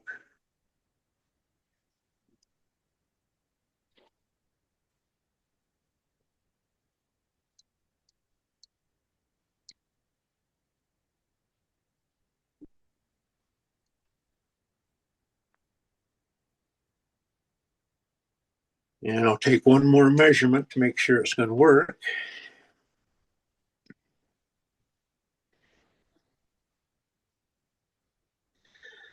Yep.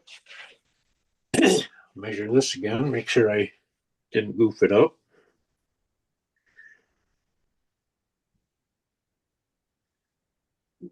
Yep, that looks good.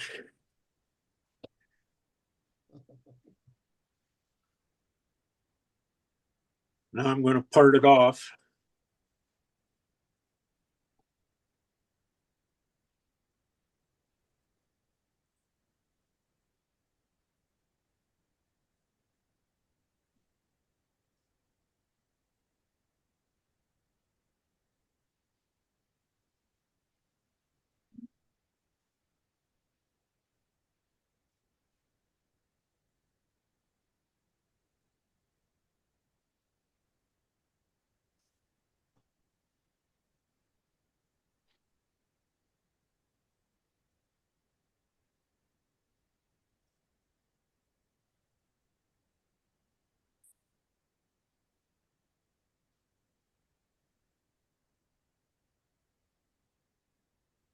And I left this one just a hair big.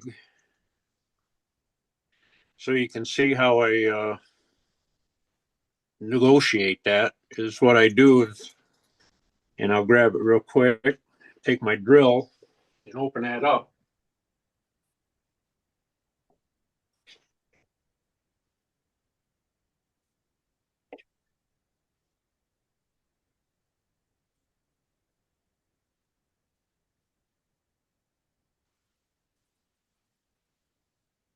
You want to tell us about the grinding stone?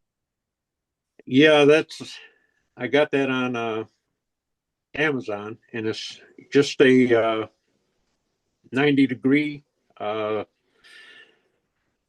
ball grinding stone. Is all it is. 45? Yep, 45 makes the 90. Yep, 90 inclusive. Yep, and I think that's a nice fit. Yeah, it looks good. Beautiful, beautiful. So cross looks good, so that's good to go.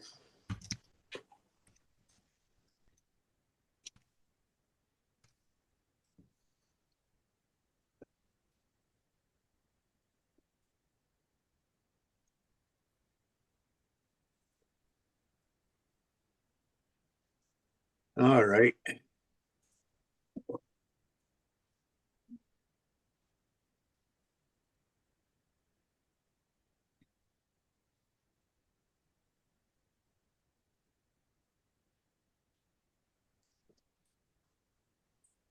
There is one thing I forgot to do on that other piece, but I'll do it on this one.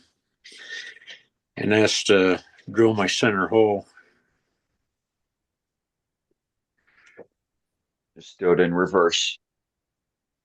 Huh? Just doing it in reverse. Yep. I'm good.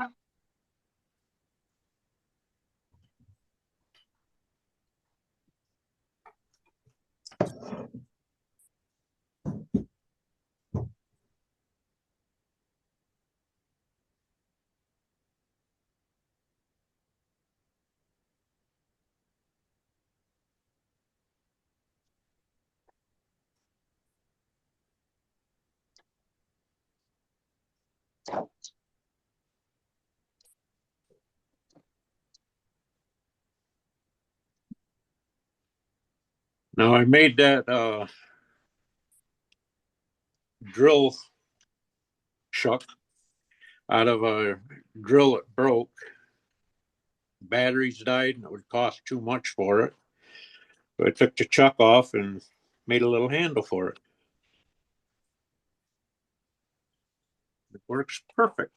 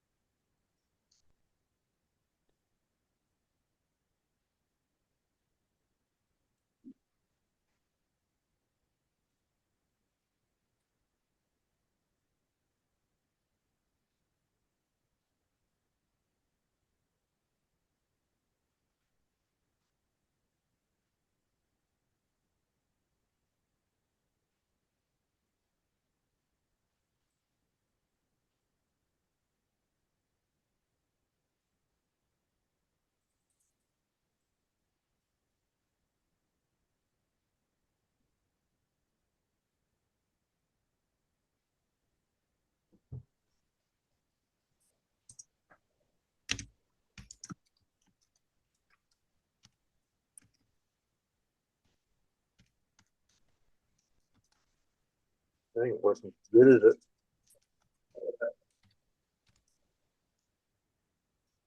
That's all right.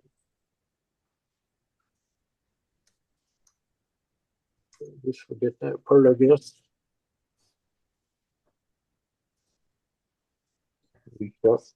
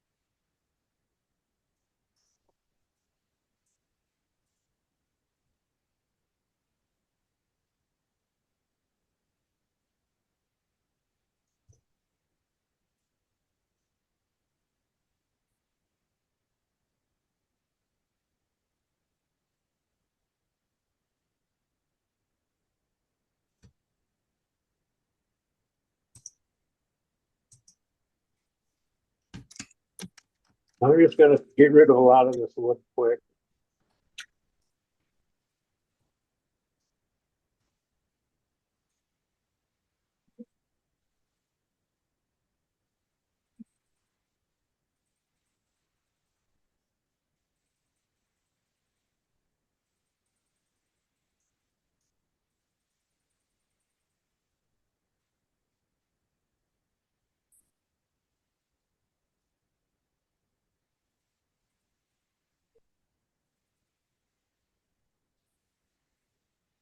Are you using a Bedan there, Dan?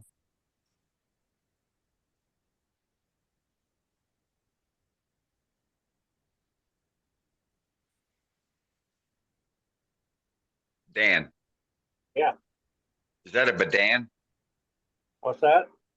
Are you using a Bedan? Yeah. Thank you. Another homemade tool.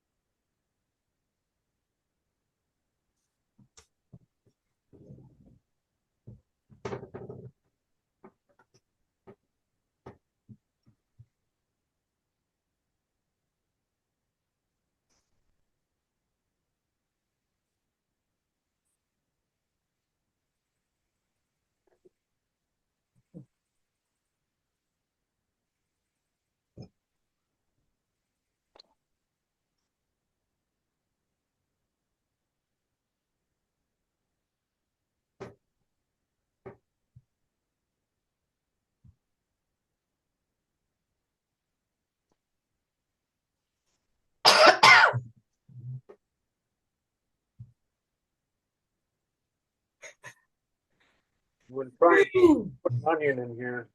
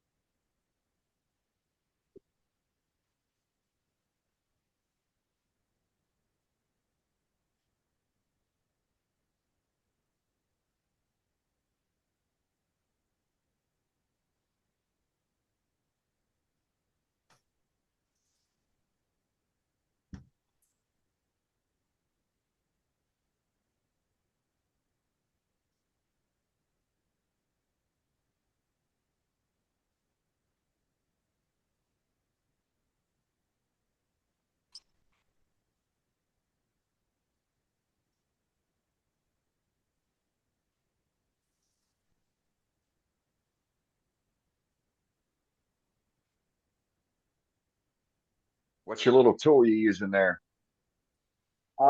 This is just a file that I ground down, and I put different angles on it so I could get different cuts. And it's just Okay.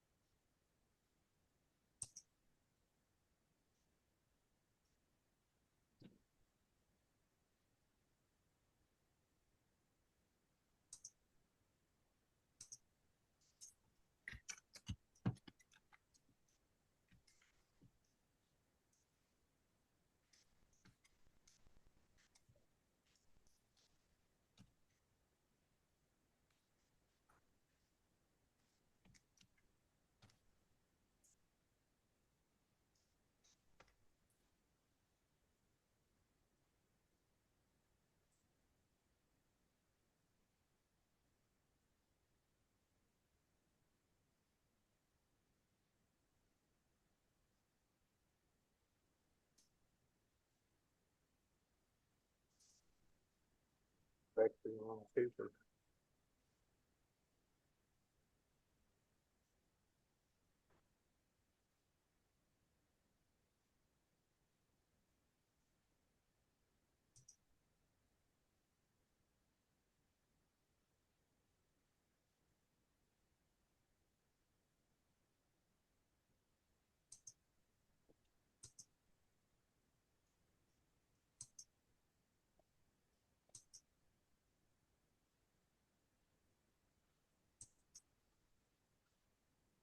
Well, I think that looks all right so far. Getting after it there.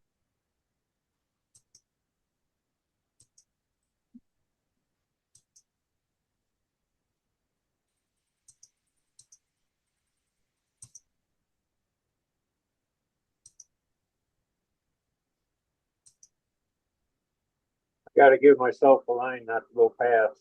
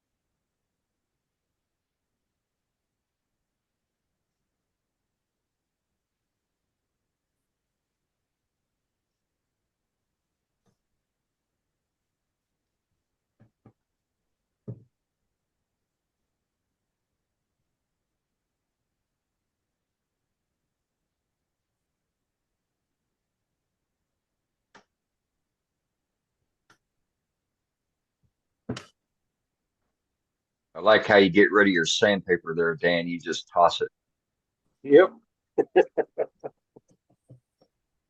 It's the way to do it.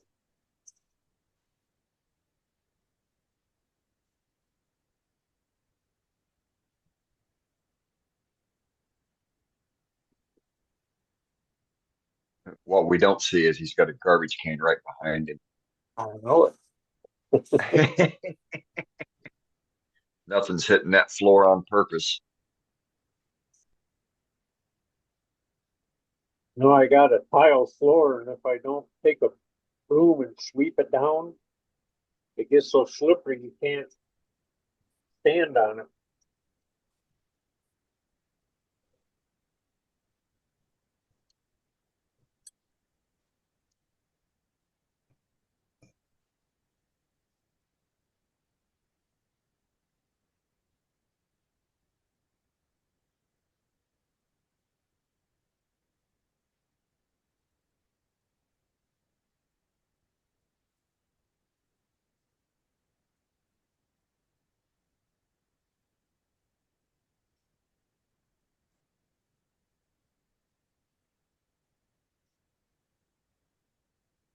There we go.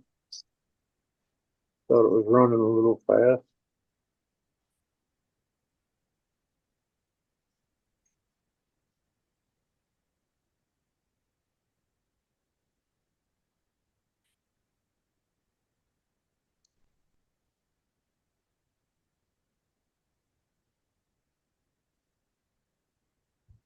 Well, with this being my first demo, I'm a little nervous, so. Oh, well, we can't tell, you haven't blown anything up yet. Yeah, but I got not that that's a precursor, but your hands aren't shaking. You're doing all right.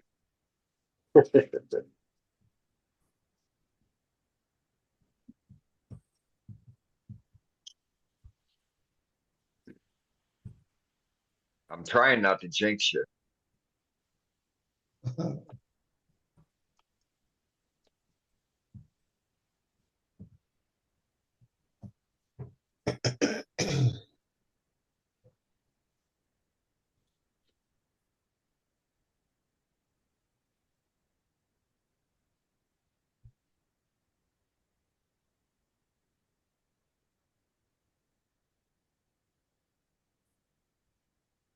Yeah, if I see something I don't like the way it's looking, I just change it. It's like that. I didn't like that bell coming down.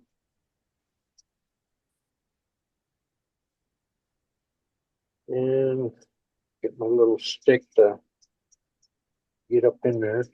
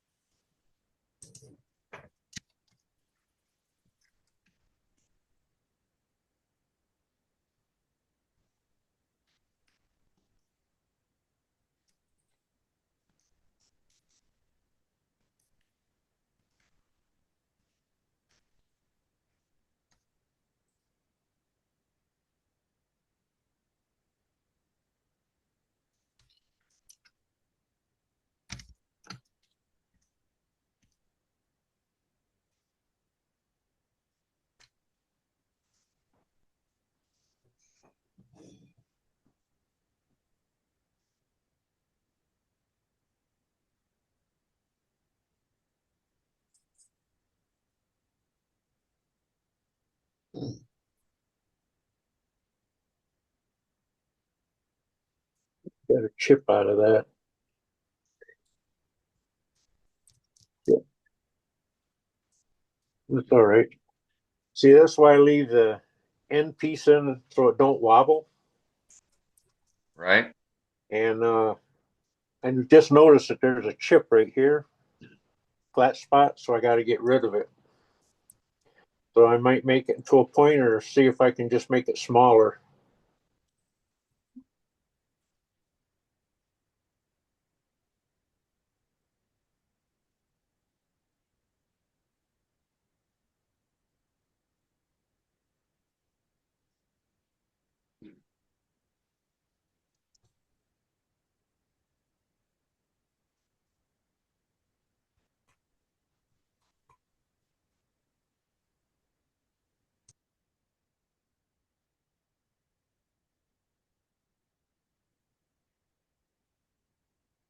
Still there.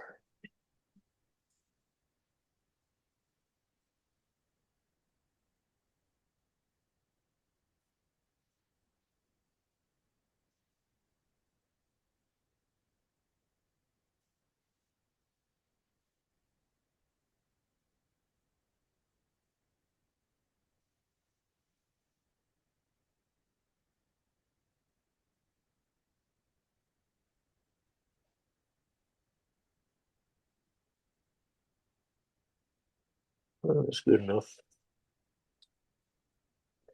As they say, you can't see it from my house. Right.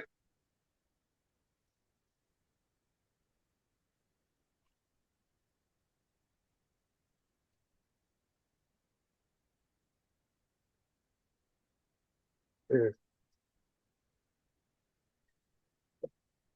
Now do a measurement,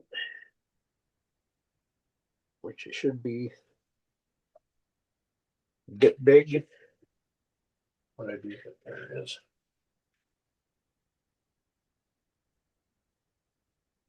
Yep.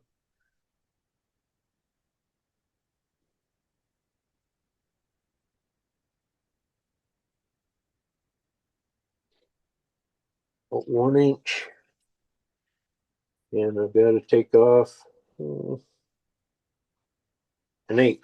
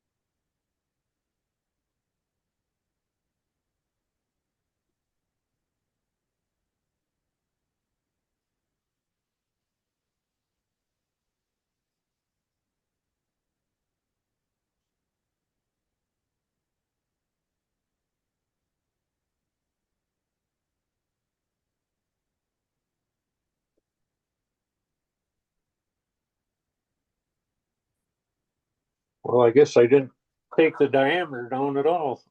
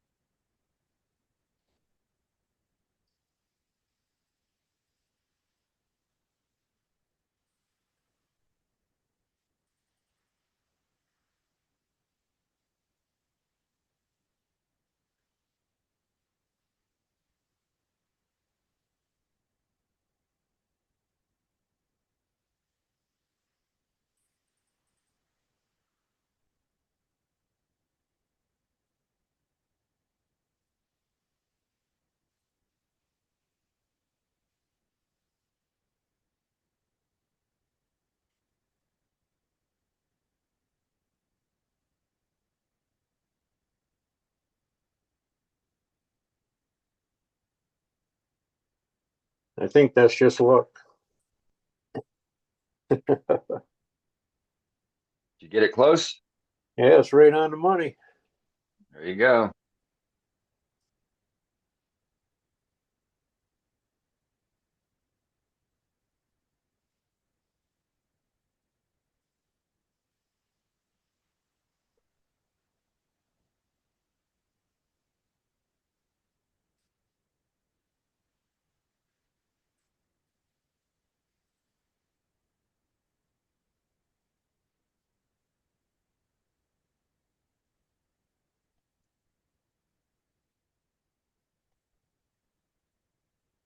Okay, or take this end off.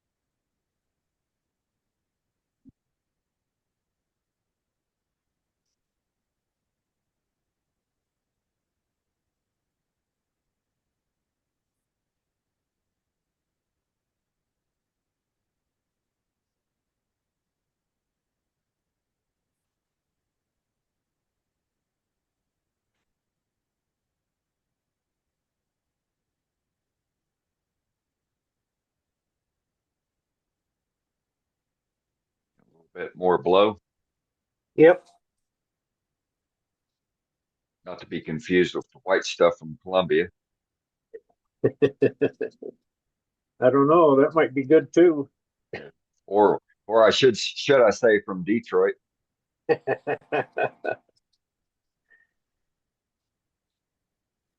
Watch it now. Knew I'd get a rise out of you, Jeff.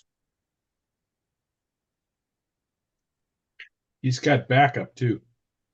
Hey, I've got my fair share down here in Tucson. We got the good stuff though. It's got fentanyl in it. We have our share of that too. I stay away from that. Yeah, me too. I'm a party pooper. Give me my beer and bourbon. I'm good. My scotch. I'm with you all the way. That's me. I Yeah, like we'll get along really well up at Level Up, Jeff. I think so. I'll bring some bourbon. Outstanding.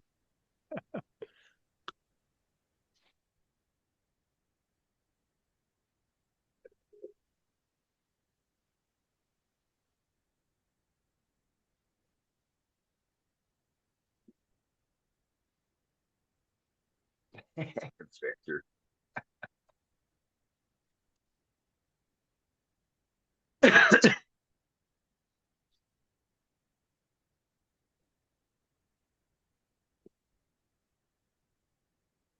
And there it is. Let's see how it looks on here. Hey, look at that. Don't even have to grind it. Nope. That one I cut exact. I wanted to show people what I do if I mess up and make it too big or too small. You just lightly hit it and you can get it to fit. So I don't know what I did with the cross, but I'll go over to the other one now and put that gilding on. So okay. I'll see you over there. All right, sounds good, Dan.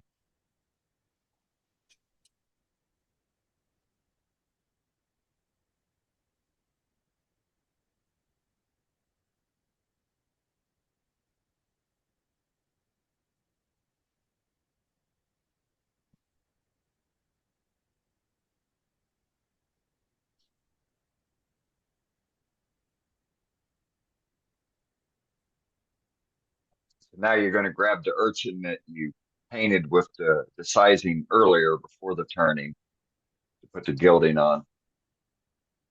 Don't forget to unmute yourself. Okay. I gotta mute the other one and unmute this one. Okay. Looking out for you. Yep.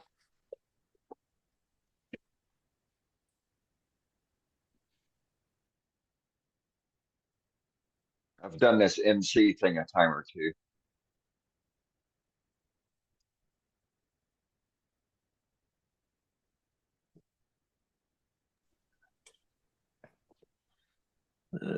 Where is it? Yep, you got it. All right. You got to turn the volume down on your other one, though. Yeah, I gotta turn the volume down.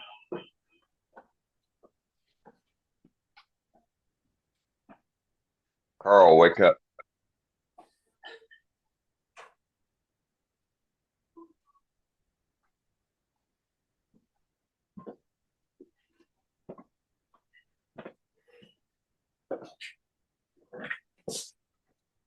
And then rotate your. How's that? Is that okay? Yeah, rotate it down a little bit. There we go. All right. Hopefully I didn't let that sit too long, but I'll show you how I do this. Is I take a little stick, shove it through it, and then I'll just stick it on there and lightly roll it.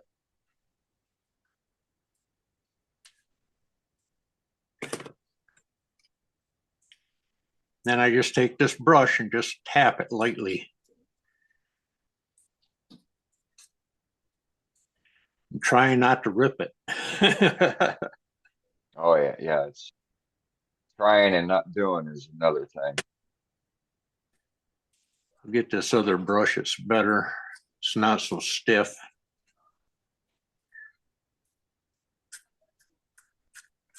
That got a little tear there. Oh, you'll have plenty of loose pieces that'll cover that up. Oh, yeah.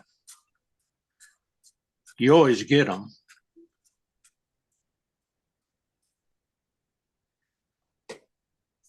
I was doing gilding this afternoon. Yeah, I kind of like it, actually. It really makes that look nice. Oh, yeah.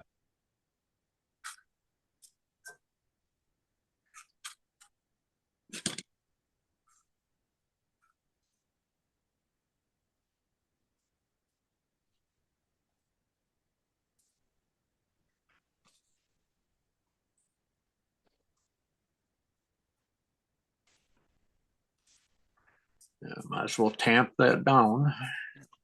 Hold your hand down a little bit, getting out of the camera. There you go. Bring your head closer to it if you need to see it. Yep. You didn't want to see my haircut, did you? No, we're good. I didn't get one. Yeah, I was down in Ohio. I took my buddy down there. Everything go all right with him? Yeah, he's got to go back tomorrow, and they got to take some something out of him, like stents. And I guess he can start driving, but he wants me to take him back down there to get them stents out, which I don't mind. Almost got killed yesterday. That was exciting. A semi driver didn't check his oil and his bearings on his trailer. And it took the spindle right off it. That thing flew up right in front of me. Scared the hell out of me. Where at in Ohio did you have to go? Toledo.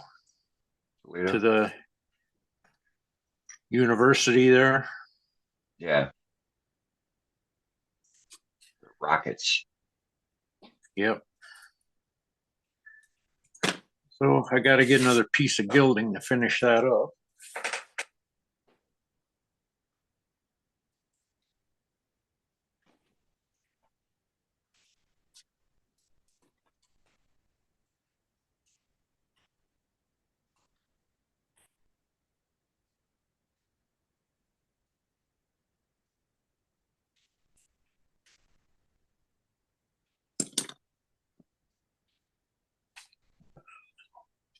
See if I got a pair of scissors here.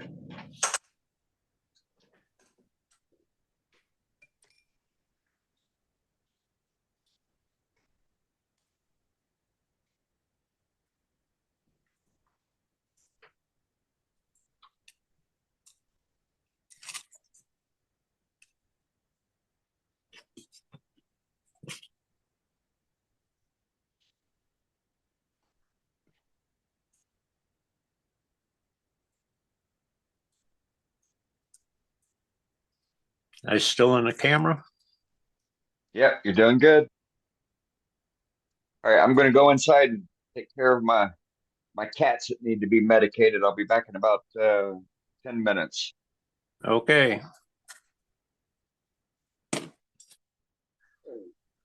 Hey, Dan. Yeah. What kind of gilding are you using? I just bought this on Amazon, and I bought a few different golds because the first one I bought I didn't like. It looked really fake. Okay. And this stuff is thinner. It's a little harder to work with, but I think it's got a better color.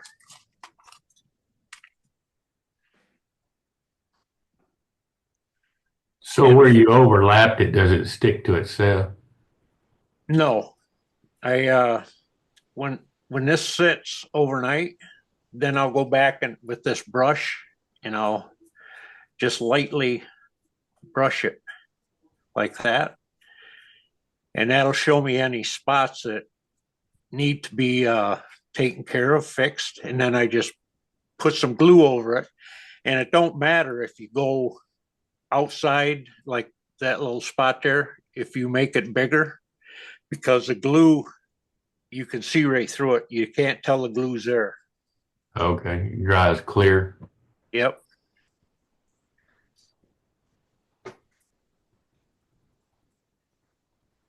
And I don't worry about saving this stuff. A lot of people, oh, save it. You can use it for something else. Well, I got enough of this stuff. I ain't got to worry about it.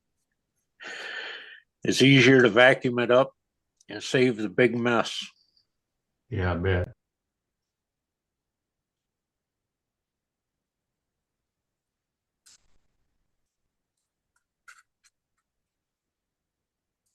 Looks like fun.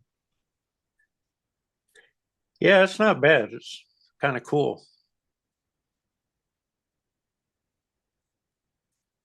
I don't understand. The more you put on, the more detail that it creates. I don't understand how you do that. Well, this stuff's so thin is when I take this brush and push in on it, it takes the air bubbles out and presses it down against it, and you can see all the little markings underneath it. Right. That's wow. Yeah, wow. Hey, thanks a lot tonight. Really, thanks a lot. Yep. And like Dan said, an important part of gold leafing is the brushing he's doing right now. It brushes all the excess off. Yep. And that's the flakes you see on the table. Yeah, you can see it right underneath. Yep. So the stuff that is stuck to the glue stays stuck, and the stuff that isn't brushes off. It's very, very thin. I normally wear a mask when I do this because just breathing, this stuff will go all over. And I go in circular motions and everything just to get it to go off. And I normally let it set overnight. Now this one, finial will not fit this one. But I knew that before I did it. But it will fit this one. And I use bamboo to put these together. Let me clean that hole out. I'll be right back.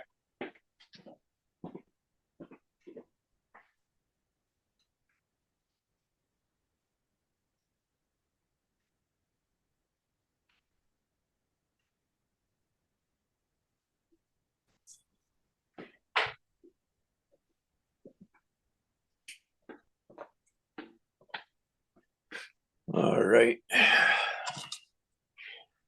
Now what I do when I do these is I take a piece of that bamboo and I stuff it down in there. Raise your camera up. And I just got to put my hand down. There we go. Sit down in the chair. There you go. Have a seat. And then I. So is that 1/8 inch bamboo? Yeah. Okay. And you can get it at the dollar store for $1.25 now. But and then I bought these little side cutters over at dollar store. And just don't let that point at you or anybody else because it'll take off. Come on.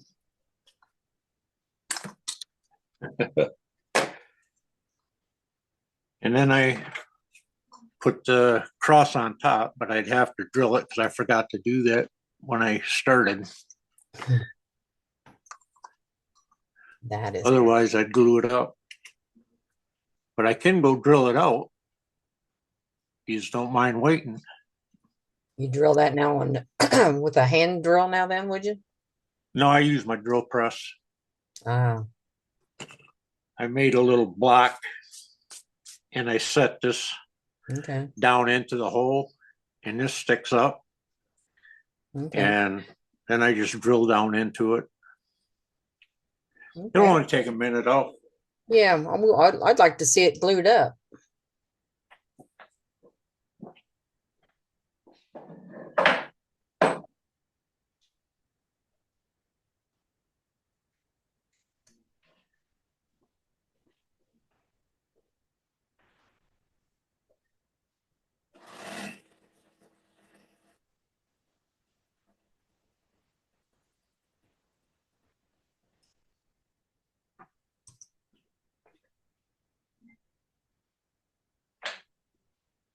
Let's put that.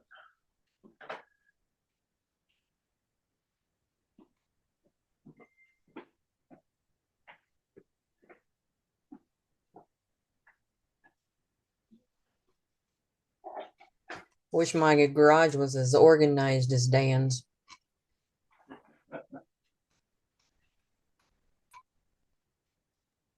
Yeah, he's got a nice shop. Yeah, he does.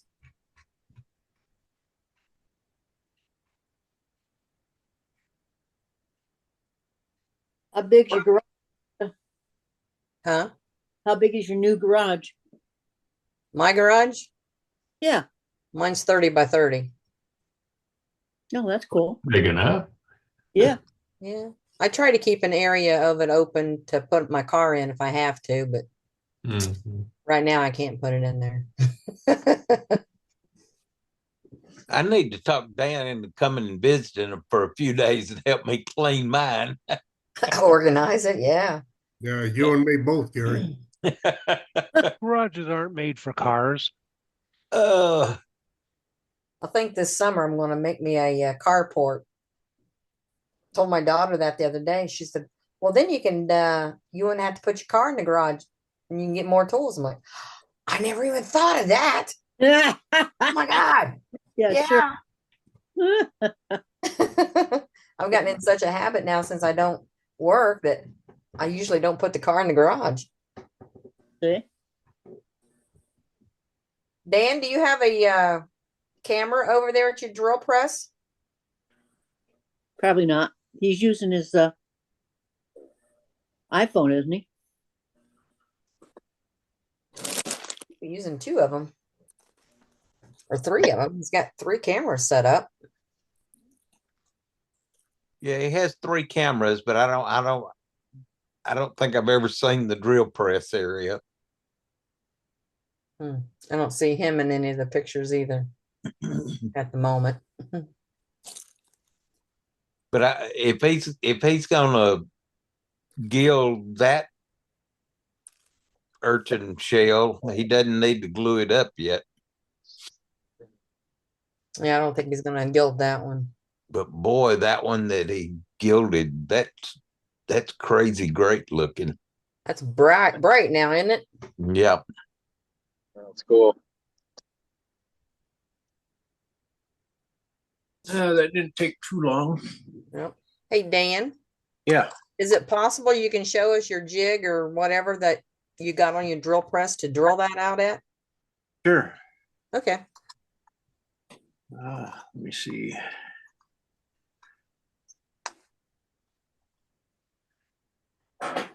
Look at that. That's beautiful. Wow. And you just Love kind that of crop. match your grain up if you can. It's not like anybody will notice, but there we go. That is Looks, beautiful. looks real good. What kind of wood did you Nice. say that was? Red oak. Man, that's pretty. I love that. Actually, I went to Menards and they had the stiles for the stairwells to go up, Yeah. and they had them marked down to $2 a piece. And I said, I can't buy that anywhere for $2 a piece. No. So I bought 8 of them. That's all they had. Oh my goodness. And they were 1.5 inches square. Fantastic. Huh?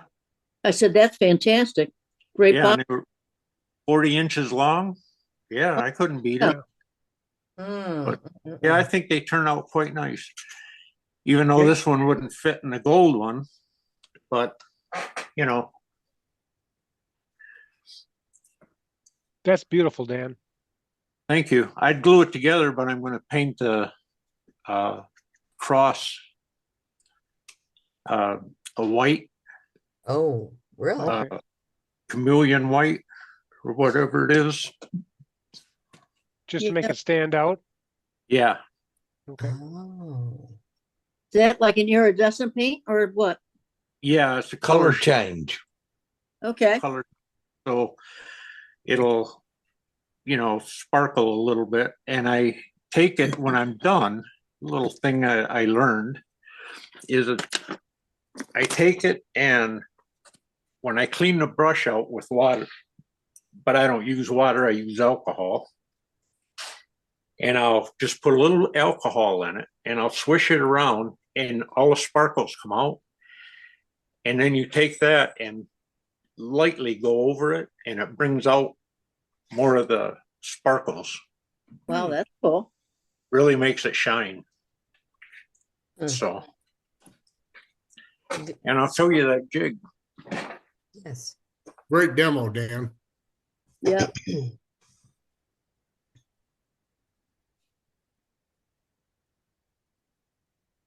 I made this, and the finial will slide in. It's one of them. And you set that on your drill press, mark the center, and just drill down in it. There you go. That's a good idea. But it's easier to do on the lathe, I'll tell you. But I forgot to do it on that on the top.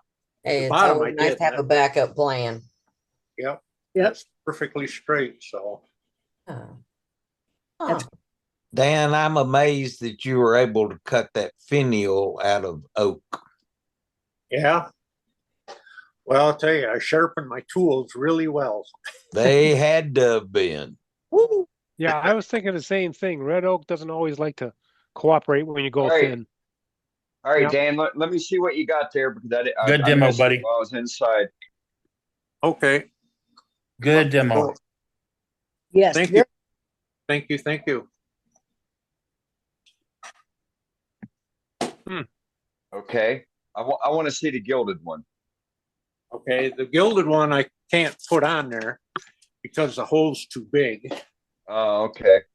I knew it was gonna be. That's why I got right. but the Okay. gilding was great. Yeah, great job on that. But I'll Hey, Dan, what finish do you put on the gilding if you put any on? put spray lacquer over it. Okay, there you go. Thanks. Nice. So, because if you use the silver, it'll tarnish after a while. And that just gives it a coating of protection, you know. Mm-hmm. In fact, I got a few of them for next year made up. And I sold a ton of them, but we got some left over. Like that one.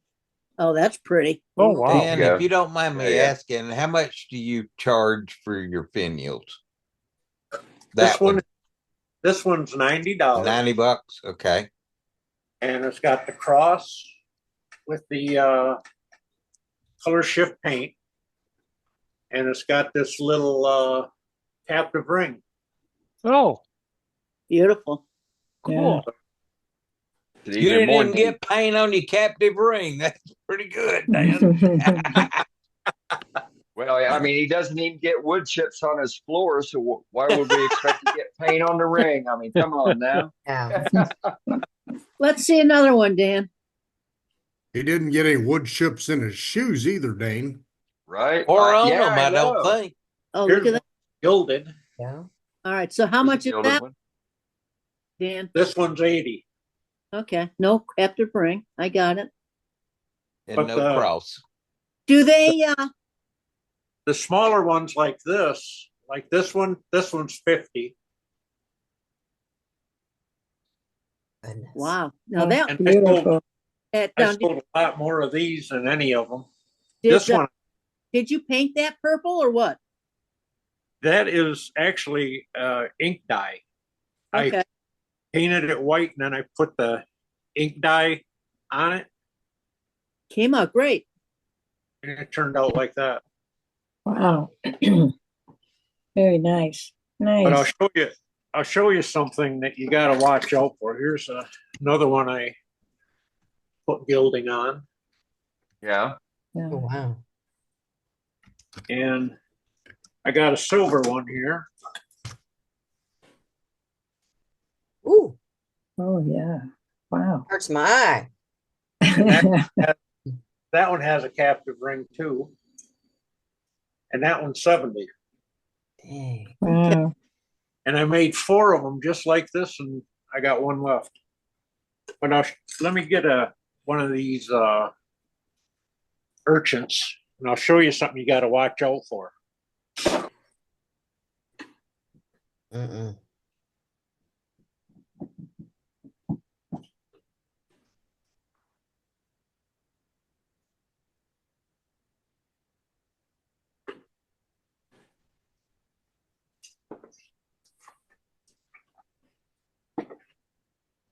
Okay, if you look at this one, you'll see the slope coming down on this side of it.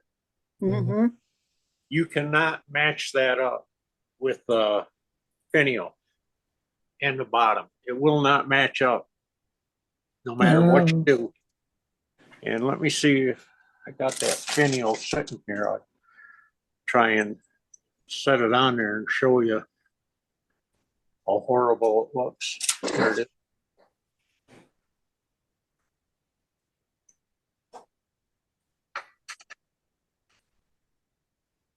Yeah.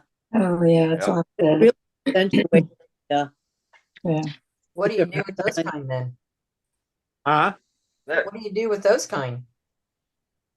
What do I do with it? I make it up and give it away. Somebody can enjoy it. I got to tell you, Dan, that red oak really works for that. That looks really nice. Yeah, I couldn't beat the price on it, and I said, "Well, might as well give it a shot." They missed that part. Yeah. And I got some hemlock. I don't know. I might try that on it. I was able to hear it. I just wasn't able to comment because I was inside. So, so can I get you to do me a favor? Can you take me back over to the drill press with that jig so I can see it? Yep. I got the jig right here. Oh, okay. And if you make one, make sure you chamfer the edge, otherwise it'll mark your finial. And so you use that. How do you use that? Okay, I take the finial. Oh, okay, got it. You drop the finial I in. drop it down in. Okay. And then I There hold you both go. sides. Right on. real- Okay. Yep. sides like Smart. that. Huh. I think you've shown that to me before, but okay, right on. Yep. And this works great, but it's a lot easier to do it if you don't forget on the lathe. And they're perfectly straight. Which I messed up on this one. Oh, you're fine. But the one, in case you didn't see the one I just gilded, this is the one I just put gilding on. Right. I let it set 24 hours and then I'll fill in any spots that are messed up. And there's a couple little spots, but you know, most people never even notice them. It's hard for me to see them sometimes. Well, it catches so much light. It's really hard to catch any imperfections in it. Yeah, I really like the gilding. Like I was saying earlier, I was working on some of my light bulbs, getting part of them gilded up for the threads. So yeah, gilding Yep. so works. Definitely. Well, I gotta say, Dan, great demo, awesome demo. For anybody else, for a new person wanting a demo, Dan did this on his Apple products, on his iPad and on his iPhone. Yep. You know what? It Very, was very very enjoyable. simple to do. Doesn't take any expensive technology. A lot of people are viewing the meeting through their iPhone or through their Android phone, and a demo can be done super easy that way. That's how I do mine. I do mine on an Android. Scott does his. Doug does his on an iPhone. Cade uses a cellular device, his Android on some of his camera shots for his demos. There's a multitude of us that use cellular devices. Well, my iPad, that thing's 15, 20 years old. That's the one I'm on right now. Yeah. That's the one I gilded with. Right. So if you got more than one Nothing wrong camera, with that. just log on and Dane, he'll Multiple views. round for you. What kind Yep, of sure will. what kind of stand do you have your iPad in? Here, I'll show you. I tried to make one for mine and it didn't work. I bought mine on Amazon for $20. Oh, That's what I did. I just use a camera tripod. They make holders for them for the iPad? for the iPad. Yeah. Yep. Okay. Yeah. I just used the dado stack. I got one. I just used I just used the dado stack, the width of my phone, and cut it on a 45-degree angle on a scrap piece of wood. Works great. Right. Here's the one I bought for $20 on Amazon. You can use 12. Nope. Do I need to switch? Yeah, I'm on my cell phone. Okay, there you That white, Oh, it's like That's the old what he lamp. wants. Yeah. go. And that's what he uses for his iPad to hold it. Cool. Yep. Those work Something great. else that you can take 12 gauge electrical wire, the copper wire from it, and you can make a harness to hold your device. And here's the one that I got my iPad That's what on. Mark Soleil does. This is the one I got my iPad on. Oh, okay. That's a floor stand? What? and the other for your phone? Floor Yep, stand that's for his the floor iPad or a tablet. for a tablet. Yeah. Or a monitor stand. So if you got a Samsung, it'll work. Maybe darn. Using an old clamp-on light for the articulating arm. Right. True. Yeah. See, I got another iPad that I've got, and it's running right now. But I didn't make a stand for it yet. But I've got the arm to do it. And actually, I picked this up at a garage sale. And that's for a microphone for a singer. Just taking this off. I'm going to put a mount on it. And I can extend that out to wherever I want. Wow. Just reduce that down. Make a little wooden. Cool. Wood turners are geniuses. Yes, we are. Necessity is the mother of invention. Isn't it, though, Jeff? Yes. Wow. That, and for a majority of us, we'd rather do something else with that money. Yep. Yeah, if you want to make your own articulated arms, remember we got a demo on that too. Yeah. So Yes, Matt, we do. Is that one you did, Matt? Yeah. Actually, Yeah. Dan, you're muted. Okay. This one here. Wait. Okay. This one here I bought on Amazon. Yeah, I got there. Let me see. There. Shouldn't be muted. But that one I bought on Amazon. That was, I think, $10. And this is a nice one. It's metal. The bottom pulls out. It's got a little lever back here. You just twist it. The bottom comes out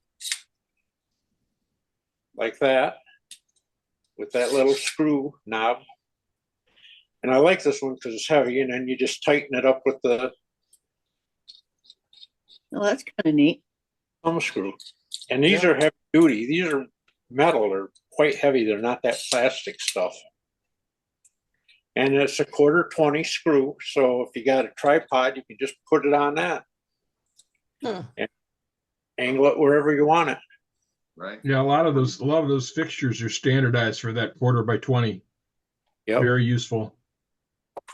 So anybody who wants to do a demo, it's cheap, And I was kind of more so worried about the security of my phone dropping because it costs too much to replace it. So, and this will open up big enough for your cell phone. If I don't drop my cell phone doing it. Yeah, don't drop the phone now. And that little thing opened up. Right. Now, is that an iPro Max? Huh? Is yours an iPro Max? Yeah. iPhone Max. Yeah, that's the stuff I've got. Okay. I got a big hand, and other ones fall out of my hand all the time. I got big so I can see it.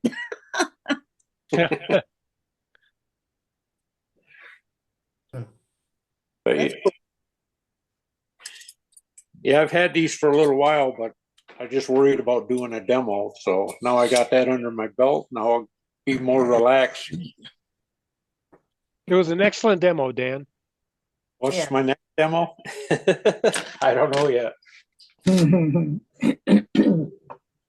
I'll have to figure it out. But I don't know if you guys notice is, the guy from England that cuts uphill with that skew, Martin. Yeah. Martin Saban-Smith? Yeah. I did a few of his cuts with that baby skew and a big skew. I think he's talking about Martin Clarkson. Yeah, Martin. And because I've been practicing it with just my regular skew. And I can cut pretty decent going uphill and doing some curves, but it takes a little practice. He is right. It does take practice. And you get a couple catches. I think he says he gets them off and on yet. Yeah, I was a little puzzled when I saw you going uphill there. I got a little nervous. There's a method to the madness. Practice. Yeah, Martin does it with that round skew, and he acts like it's no big deal. Yeah, that's that 1/4 inch one. That's round, and that's what I was using. It's not a big deal. Once you get used to it, it's not bad. You don't even think about it. You're echoing again, Dan. Am I? I didn't hear it. There. But yes, just takes a little practice, and it's actually kind of fun. I can't wait to see more of your demos. I love your work. Well, we're now that we got the first one out of the way, we are going to be bringing it into the fold. Yeah, now I'm echoing. He's doing it on purpose. Dane's always doing something for attention. Well, I can't help it. It is me, so.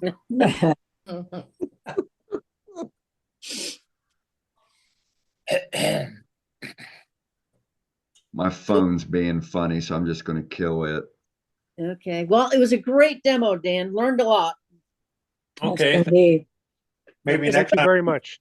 Well, you showed a lot of good technique. You showed how to, on the short finial, you made that purposely oversized to show how you take the urchin, and whether it's an urchin or if you got a wood turned vessel, and how you're able to go in there with that 45 grinding stone, 90 degree inclusive angle on that stone, and set that chamfer so that it's oversized by an 1/8 of an inch, 1/16 and 1/16 on each side, and it fits in there perfect.